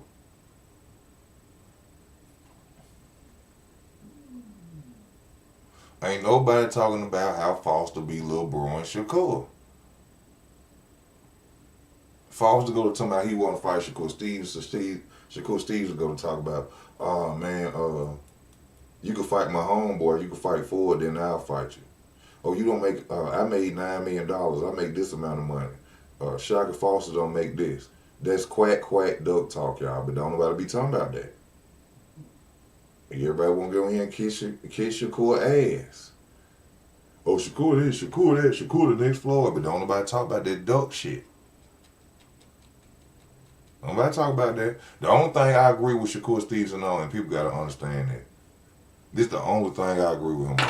Fighting at 147 against a Devin Haney or a Conor Benn. I don't understand how people be out here saying that. Oh, that's crazy as hell. That's some duck shit. Fuck what he said about Tank. Put what he said about Tank out your mind. All right, and the rehydration clause and all this. Listen to this. Shakur Stevenson started at 126. 126. All right. So if he go up to 147, that means the fighters that are 147 are way bigger than him, right? Y'all just seen Devin Haney come in at 165 at 140 against Regis Prograis. I'm gonna say that again so you can understand what I just said to you. Y'all just seen Devin Haney come in at 165 at 140 pounds against Regis Prograis. Y'all just seen Conor Benn go up to 175, 168, some shit like that, and fight Chris Eubank Jr. So why the fuck is people upset that he's saying he wanted a rehydration clause against a 170 pounder that we know ain't gonna be a fucking 147 pounds or 10 pounds away from it on fight night? Why is people out here talking and crying and bitching that Shakur asking for that? When it's gonna be a even playing field. Because guess what? If it ain't no rehydration clause, then who get the advantage? Who get the advantage? Who get the advantage? If it ain't no rehydration clause, because everybody's saying Shakur want the advantage. No. If you bigger than me and you can't come in 10 pounds, and I'm coming from 126, we going to be fighting on the same weight. So if we don't have it, who gets the advantage? The bigger fighter. The fighter at that weight class gets the advantage. That's why people out here bitching about it. That's why you see some of your big channels out here with all the subscribers. That's why they out here saying, oh, Shakur this and Shakur that about saying the rehydration clause. Ain't nothing wrong with that damn rehydration clause. Now, what Tank did to Ryan was wrong because Ryan just left 135. Ryan wasn't even really officially at no 140. And you put him on a catch weight and a rehydration clause. So that's totally different for those that want to keep bringing up that shit. Y'all don't want the rehydration clause because y'all know boxing and you know that Devin Haney and Conor Benn is going to have the weight advantage. That's what it is, y'all.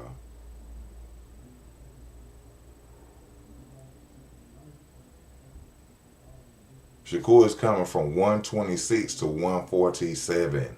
They're already there. Devin Haney, 165, went at a 140-pound weight class. Connor being 147, fighting Chris Eubank at damn near 170, 175, and y'all sitting up here talking about some, that's duck talk because he asking for a rehydration clause. But if they don't take the rehydration clause and he still fight him, that mean that fighter has the weight advantage. So what the fuck is people talking about? They can't fuck with me. They can't fuck with me. They can't. And no, I ain't no Shakur Stevenson fanatic. I like Shakur Stevenson. He's a hell of a fighter, but no, it's only fair with him with that.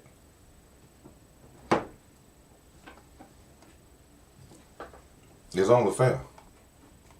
Don't go talk about what Terrence Crawford did. That's what Terrence Crawford did. Shakur ain't Terrence Crawford. Shakur ain't Terrence Crawford. No, just come on StreamYard. Click on the link. You can come on StreamYard. I supposed to got off the channel. I'm gonna do about 15 more minutes. Keep going. Shakur do a lot of pump faking. Remember when Crawford told Shakur your feet was moving but your hands wasn't? Bud knows Shakur weakness. I mean, but you know, Blackbird, your Eon sparring says this week 1 or 2 rounds this week. That's what's up, Blackbird. Appreciate you coming on this channel, bro.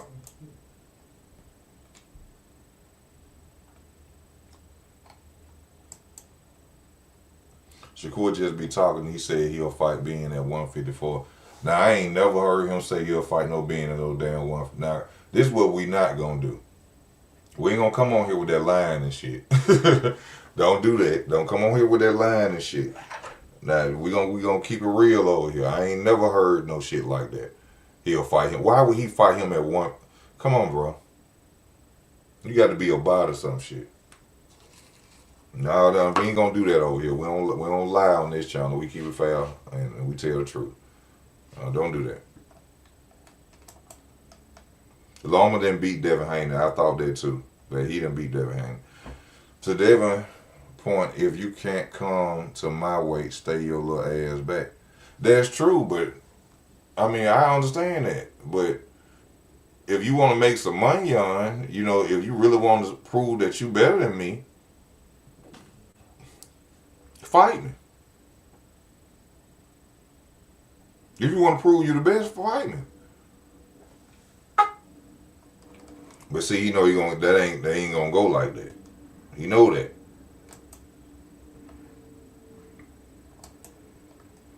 Look it up. Appreciate you, E. Loma. Loma beat Devin, in my opinion. Yes, Loma did beat Devin. He was popping Devin head back like mother. Yeah, he was getting some good shots in on Devin, but that don't mean he won. I said the same thing. You know what I'm saying? I'm being honest with y'all. I said Devin lost that fight. You know, I was off the highlight reel. I was off this and I was out there. Hey, IZ, whoever you is, show your face on the channel because I don't know if you a bot or not. So please show your face. I'm gonna allow you to come on the channel. But you know what? I forgot what I was just talking about. What? He said on Ring Magazine interview, Shushu and versus NUL potential fight. Shushu need to stay the fuck away from NUL.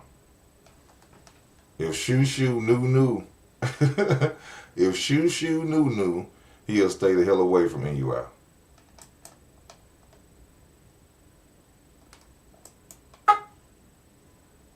Like I told you. Oh, okay. Let me see. I just had to see your face, bro. I'm gonna go back and rewatch it. I got somebody coming on the channel. IZ is how you say your name, brother? My name Isaiah. Isaiah. Okay, we got Isaiah coming on the platform. How you doing today, bro? Shit, chilling. I'll be watching this for a minute. You be saying some truth and shit. I ain't gonna lie. I like you. I appreciate it, bro. I appreciate it. I just try to do it like that because that's one reason I made my channel because I used to see channels I like that be capping and lying, and I was hmm like, I was no, watching you since you was before. I think before the fight with Spence, you was like, bro, you like Spence is intimidated by Crawford, bro. You like you seen how he walked up on. I was saying the same shit. I was like, bro, I swear to God. yeah. But But what was your opinion, bro, on whatever it was you were talking about with boxing? Go ahead with it. oh, nah, just Shakur. I feel like with the Devin and Shakur thing, you can't blame Devin because like if you ain't big enough, niggas just stay the fuck down. Period. That's why even Bernie was like, bro, fuck it, it's over with. Like, cause you ain't a Crawford. Like everybody ain't Crawford, bro. At the end of the day, the average person when you get into a fight with them ain't no same size. You see what I'm saying? And The then, ain't I'm no sorry. on the street. It ain't like that. I ain't saying fight a dude 60 pounds, 70 pounds. You know what I'm saying? But nigga 15, 20 pounds, bro. You should, you know what I'm saying? Down and handle that. And Do then what Floyd do. You seen what Floyd was doing? He was people was overweight him by 20 pounds, 15 pounds, it kind of showed a lack of confidence in Shakur as well too because and his hands. and I hold on, so I mean I gotta take something back because you have to look at it in a Bud situation because if I can beat you and Bud took it down to 168, Mm-hmm. you know what I'm saying? If I can beat you, the weight don't matter. So yeah, I agree with what people are saying, but it also stemmed from this. Like people forgetting the video that was showed that the dude had. He was hiding the phone from Bill Haney. What Bill Haney was saying, Shakur been beating on Devin ass since the beginning. Yeah. This coming out of Bill mouth. So what Shakur should have did this how Shakur should change it. Fuck the rehydration clause. I want to fight Devin at whatever weight at 147. He ain't gonna do it because his weakness is his punching power.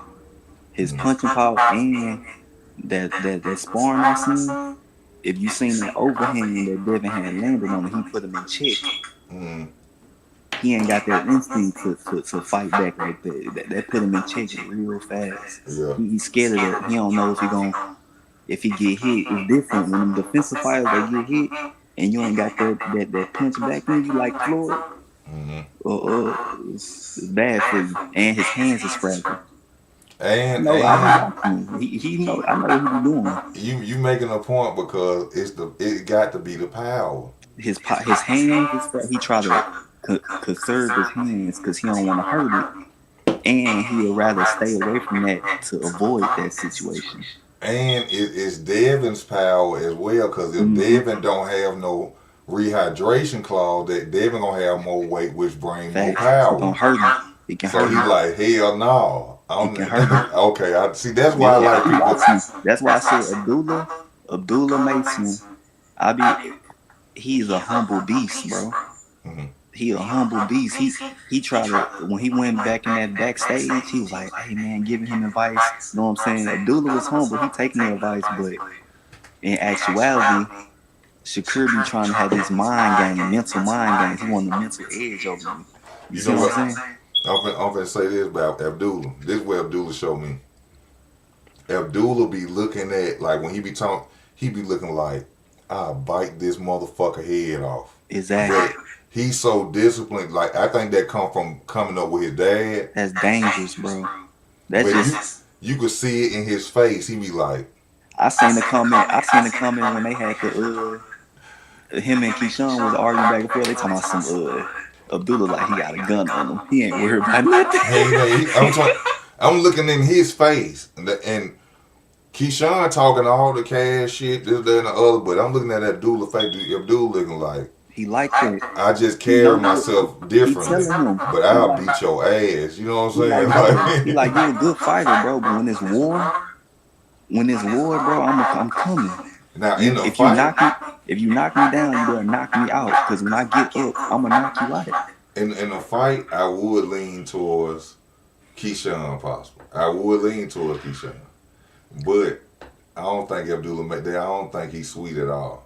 He ain't. Listen, when it's war, he remind me of Crawford. All this stuff, that instance with Keyshawn and Abdullah remind me of when they was trying to say that Arrow Punk Bud, like in you know when they was coming face to face and stuff, we had the red suit on and stuff. Oh, they say the Arrow Punk Bud? They was trying to say like, look at Arrow Nah. talking about, I'm gonna knock you out. He telling Arrow, I'm gonna knock you out, bro.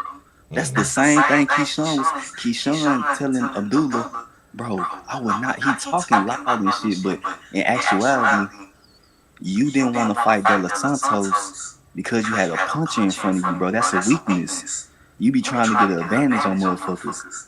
So, but Abdullah know this. I seen when Abdullah looked at his daddy when he was getting his head. He shook his head. I got him. He looked at his daddy. His daddy was sidebarring, telling him, "What happened? I thought you said you couldn't make the weight. Now I can make the weight. Oh, you was drinking and stuff." He looking. He like, "I got him. I'm in his head." See, this is what I was telling people, but I was thinking about this. I should have said this the other night when Clay was on with me. These fighters don't have mental issues; they have whole problems. Yeah. They bro, this is what it is. These dudes got this money. Y'all gotta remember, boxers ain't tall, especially in their weight class. You gotta remember, they old ladies when they go out, they going around with NBA dudes, NFL dudes who got bread too at. Yeah. Yeah. Yeah, when So you you think branch, lifestyle had got to him? when you branching up and you got money now too, you know what I'm saying? It's other dudes got bread too, taller dudes, dudes with bigger muscles, football players, and yeah.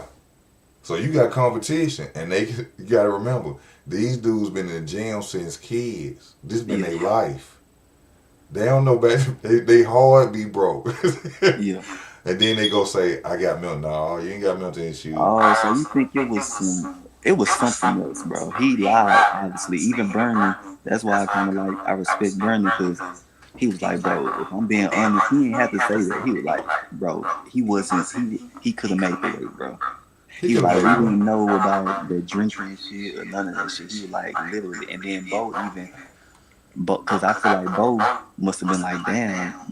You think you couldn't beat De Los Santos? That's a weakness. You got to punch in front of him. Punch with him. Man, it was so I knew it was cap when Bo Mac and them looked over when they was on the scale and they read Keyshawn weight. Bo Mac was like, hell no. Hell no. Yeah. So when Keyshawn, months after, started coming with that line, talking about he was drinking. When he first said that, I said, I knew he was lying. Yeah. You ain't no way in here you waking up around them every day and Bo Mac disappointed you didn't make weight, but you was drinking. I think what it was too was the pressure with Shakur performance. See, Shakur had a broke hand when he fought De Los Santos. I still think De Los Santos was still dangerous though, regardless. If he had a broke hand or not, he was gonna have to be timid just like that. But I think the pressure damn, Shakur performed like this, like shit. I'm finna fight this nigga. I ain't got no excuse. I ain't got no excuse. Like, this nigga rock me. You know what I'm saying? Then you got Abdullah watching. He watching your weaknesses. See, Abdullah is him. Abdullah is him. Mark my word. If niggas think his boots, it's gonna be Abdullah Mason. It's gonna be Abdullah Mason. The way he, bro. Abdullah fight like Floyd. I want to say fight like Floyd, but the fact that what's his name, Bob Arum, he an old wise guy. He said that. He said I never seen no. He said since Floyd Mayweather, that's the only attraction I've seen. And it's Abdullah Mason. He sees like and the thing is, it's about he ain't talking. He knocking shit out though. He knocking shit. It ain't about the flash and bringing the crowd. He bringing the crowd with his performances. That's rare. But he need to work on that defense though. Yeah. But I ain't seen him with LeBron. With that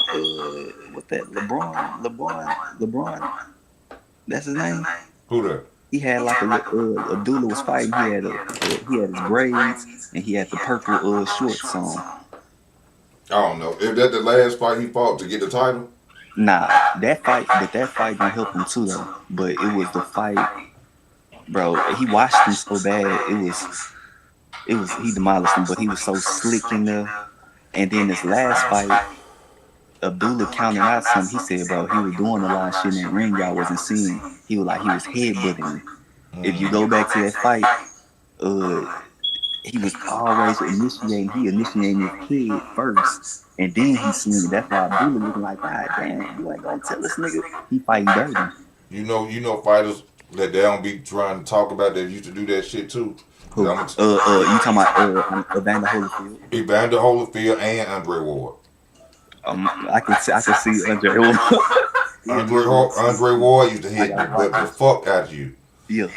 Go back and watch the Super 6 series when he fought Kessler. Kessler said that shit. He said, man, he was headbutting me. He gonna get by. He using that veteran tactic. He was headbutting this shit. Andre Ward was headbutting him. Yeah. I'm gonna watch the cop. I was like, what was that fight that he got dropped in? Who that? Ward. Kovalev. Yeah. Okay, with that Kovalev fight, I be feeling like they be picking and choosing because I always said he lost. Yeah. He lost. Yeah, because like I said with Wilder and Fury, I was like, no way. I knocked you down 2 times, damn near kill you the second time. You ain't knocked me down no times, and it's a draw. Come on, bro. That's why I knew. I was like, that's not how they go. Now, if he got up and dropped him back, and it was a back and forth, then okay. Wilder won the first fight. Yeah. He won the other 2 fights. Yeah. see, but this I said this in a video before too. Wilder, see, I was watching the video too. At this time, people didn't understand that Daniel Canahan, the mob boss that they be talking about, who was working with Tyson Fury at the time. Now I think about when Deontay Wilder said about the count. For one, Tyson Fury was cheating. I was watching live. He not lying. He had his fist in the bottom of the glove cheating. That's why his glove was flapping. His fist was in the bottom of the glove. Then not only that, the count. Now when Wilder said he talked to the referee and he said, hold on, that was 14-second count. He said, I'm doing what's best for boxing. No, that motherfucking man was scared of Daniel Canahan. Yeah. He was scared of Daniel Canahan. He was in his pocket. He was in his Daniel Canahan. He was in the pocket or not. Even with Usyk, he saved him. That was a knockout. You talking about with Du Bois? With Usyk and Fury. Oh, Fury! Hell yeah, they supposed to stop that shit. He supposed to stop that. They supposed to make Fury walk around motherfucker. Bro, he let him get his senses together and everything. That was a TKO. Bro was out on his feet. If he was still punching him, he probably would have killed that man, bro. That was a stoppage. But that's that Fury effect. You see what I'm saying? Yeah, that's that Fury effect. Hell yeah, I forgot. Thank you for bringing it up. I forgot all about that, bro. I was watching even the Wilder fight when he knocked out like that. That was a long ass 10 count. I was watching it live on the highlights. It'll skip a few seconds. You gotta catch it. It'll skip like 1-2 seconds. But he was out there. But this is what I was saying about the Wilder and Tyson Fury fight. The Wilder would have had. See, this is why you gotta have somebody old school and who know boxing around you on your team. Because if Wilder was never supposed to fight Tyson Fury again. Yeah, after all that cheating, you can't trust him. He wasn't even after the cheating, and even after the ref told him that. Even after you knocked him down, you know what I'm saying? But see, his that ego, because I was watching him before he was fighting. He was like, "Oh, I want him to be on steroids." I'm like, "Bro, don't say that, bro." Like, in boxing business, they gonna hold you to that. It was his ego. His ego won. I gotta beat him. You won. See, that's why it's supposed to be somebody in Deontay Wilder's house. They arguing. You won, nigga. Yeah. You won. You know you won. That's what they want you to do. You know what's crazy? That second fight with Fury, his energy and his aura, that nigga was juiced up, bro. I don't care what nobody. The look in his face, his whole presence. I'm like, bro, yeah, he on. Look at it. Go look at when they first was looking. That nigga Fury never had that look in his eyes. He never been shaped like that. You seen that? Yeah. bro. He ain't had a flab on the hips, none of that. Bro, That he was the best shape we ever seen, and that look in his eyes, bro. Yeah, Like he juiced up, he ready. and then he was that more remind me- aggressive, Bro, confident. that's that Ryan. Any nigga that's backstage and you doing the opera, he doing the opera. He got the fat lady singing back there. I'm like, even Breadman, Coach Breadman, he was like, when I sing that, he said, Coach Breadman was like, I ain't gonna lie, when I seen him doing that like thing in the back, I was like, okay, this is a little different. That confidence before a fight, everybody get butterflies before a fight. Yeah. But when you that confident, that's dangerous. That's dangerous. It's almost like the Rocky movie. Yeah. When he was looking at the Russian dude, and he looking at his friend, what's his name? Creed. He playing around and shit. He look at the Russian dude. He like, hold on, bro. Bro, you might wanna chill out. Oh, they're playing. I think this might be serious, bro. Yeah, Bro, sit me on some shit. Yeah. Like, but then you got fighters that got that. See, but the thing is, fighters take these steroids because, like, I feel like Ryan, he is lacking confidence. You gotta think about that hook that nigga Devin landed on Ryan. I seen, what's that dude that dropped Ryan? That white boy. Luke Pop Campbell. Ryan ass. Luke Campbell Popped him with the same shot. When that nigga Devin threw that hook and he told my fuck, I said, oh yeah. I said he good. I said he stood. I got another fight for you. This one I knew he was on steroid. Victor Ortiz versus Andre Berto 1. Yeah, I got it. You ain't never seen it. I knew he got popped with roids though before. I'm finna show this one I knew. Andre Berto did some type of shit and went under. And you know how they've been trained to move certain ways where it looks so beautiful because he went his way he was supposed to go, but Andre Berto caught back and caught Ortiz and hit his ass. Wham! Ortiz went straight back. Boom! Hit the mat. This motherfucker leaned up and did like this. I said, hell no. Yeah. I said, he on steroids. Yeah. And Andre Berto said that Andre Berto beat him in a second fight years later. He said he was on steroids. I seen it. Yeah. They be on, even in a way. Bro, I seen this nigga in a way when I seen him, he got knocked down and got up and hit that boy with what he did, he said, boom, with the same hand. I said, oh, hell no. I said, man, come on, man. You know, when I saw him fight Steven Fulton. Yeah. He threw the punch so damn fast, bro. I didn't even see it. And hard, and how devastating he be hitting these dudes. That's not, niggas don't know, bro. That's not natural, bro. When he hit that dude, when he got knocked down, he hit him with a boom with the same hand. I say, man, and dude was out. I say, yeah, he juiced the fight, and that's the same thing. He went to what's that? When he switched over to what's them dude named Turkina? Look like shit. Nah, ain't no free. This ain't Japan. Yeah. This ain't Japan. You gonna and then got caught with the hand wraps. Bro, that too. Getting a case and they tell you that nigga Tim Bradley, he was like, I don't know who told that nigga that you can do that. He said that niggas don't know. He was like, they make a cast on your hand already. They triple wrapping him. So it's just and then when he got caught that night, he didn't get no knockout.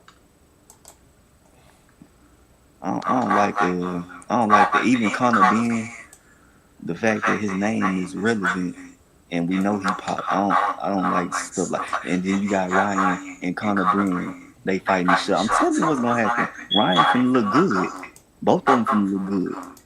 They finna look good. It's a no test clause. Oh, it's no test clause. Come on, man. Come on, bro. You know, this probably gonna be a juiced up situation. Come on, bro. Right there. Why you think he don't want no test? Just think about it. Why wouldn't I test you if I know I'm gonna do it again? I'ma still fuck you up. He ain't do nothing but a year off. Niggas be Let me- fighting one fight a year anyway. That ain't no punishment. Let me ask you this: in the rematch of Devin Haney and Ryan Garcia, who would you pick? We gotta see how he look. We gotta see if he got that same opera shit he doing in the background, the confidence this nigga doing the song and shit before the confidence. We gotta see if that's really him, bro. If his daddy and then I say this about Ryan. I don't So think you think Conor Ben got a chance against Ryan Garcia? no, he trash. That nigga trash in the bitch. I do not So like let's say if he Ryan, juiced up, yeah. yeah, let's say Ryan go over there and run through him, and then now we got the Devin fight, and it's back at the rematch. Let's say he go out there and he stop Conor Ben. Who you got in the rematch? He ain't never stopped nobody though. That's the sad part. He No, gonna stop Ryan. something now. Ryan ain't been stopping shit since 35 or 40 or some shit. But I'm just saying. Okay. I He don't see it win. happening. Basically, I don't see it. Even if he juiced up, I don't see it happening. Like I said, when Ryan said, I was taking up for Ryan. I ain't gonna lie, cause I be feel like after the shit with Devin and Loma, I feel like it was kind of like making him the poster child. Like y'all know the nigga lost against Loma, bro. Come on, bro. Mhm. But so I kind of had the benefit of the doubt. But when you go to videos and you see Ryan talking about, yeah, and he must have been juiced up saying that shit. Why would you say that in public, bro? He talking, yeah, I wish everybody could I wish we all could just do steroids. I'm like, I think that was more aggravation of I done got busted. no, this was before he got popped. Oh, he was. This is before Devin was popping up, uploading the videos of receipts. Even Tank said it. Tank was like, that's why I don't like the rehydration clause. But even Tank said it before he fought Ryan. He said, what he said? He said, I think he's trying to cycle off. He said, yeah, they called the fight. I think he's trying to cycle off. But yet Tank was on in his corner doing the Devin situation though. What you mean? He was saying that he believed that it was bullshit. Yeah, that's his bitch shit. He that's some girl shit. That's Well, Tank, yeah. You know what I'm saying? That's some little girl shit. You can't do that, bro. Because if a nigga did that to you, even with Shakira and them, they were laughing with Ryan. That ain't cool, bro. Because if somebody did that to you, y'all gonna be petitioning for this shit. Like I don't like that. And then for clout, like I ain't like that part. Like cause the fact that Tank said that he thought Ryan was juicing, and then he laughing at bro and saying he wasn't juicing. Don't get me wrong, the left hook was hitting him. I can't take that away from him. That's So what it was. that left hook, I can't. But, Let me read this comment. He said Fulton and anyway, I rewatched it, and I must say when Fulton got dropped when his gloves touched, they didn't give him the 10 count after anyway dropped him again. shit, he ain't needed. That nigga was half dead in that corner. He was gone. Fucking with that juice monster. Anyway, the juice monster. And bro, go back and check out my videos on my short on that. Bro, them to the Asian people, bro, it's no dislike or none racist. They get on that, bro. They go. It's unnatural though, bro. They go ham on me.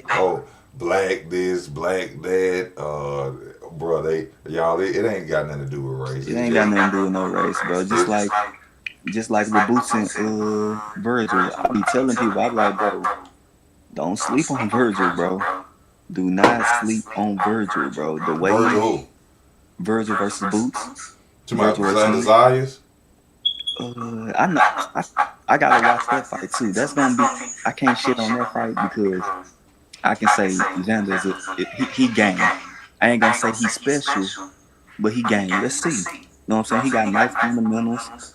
He's slow. I will say this: I would have put Virgil Ortiz beating Boots better than or more than Zayas. A lot of people saying that Virgil Ortiz is telling me hell no. Virgil Ortiz gonna bring it from 1 to 12. Virgil gonna bring it from 1 to 12, baby. And it's the fact that Virgil, you can't get hit. You gonna get hurt. You gonna get hurt if you get hit. The way Boots had his hands down, he need to keep his hands up, bro. Like from they was comparing who gonna win Bud and Boots. I was like, bro, the way he keep his hands down, bro, he can't fuck with no Bud, bro. Bud, he can't cut off a ring. He can't cut off a ring. Bud beat the shit out of Boots. Then, like Bud said, when I beat him, they gonna say it was too early. He wasn't gonna get no credit for beating Boots. Mm-hmm. They were gonna have something to say, but I think it would have went to his destiny if to say like, oh, I beat the people in my generation and I wiped out the next generation after that. That would have been live. But he don't want to fight him. Mm-hmm. He don't want to fight Bud. He don't want to fight him. No, I won't get in the ring with him. What you think about Ford and O'Shaquie though? Who? O'Shaquie Foster and Ford, Raymond Ford. I think I like both of them. I think Foster gonna pull it off though. I mean, yeah, Shockey, Orange, Texas. I'm from Houston, by the way too. But he gonna pull it off. He should, cause if he need to get dirty, he'll get dirty. It look like he kind of got some more power on his punches now. I don't know, but that Ford dude tough. Yeah, He tough.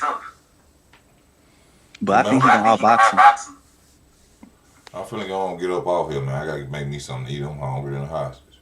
All right, well, thank you. I thank you for coming on, man. You're welcome back anytime. Please come on the platform. Anybody welcome on the platform. All right, I got you.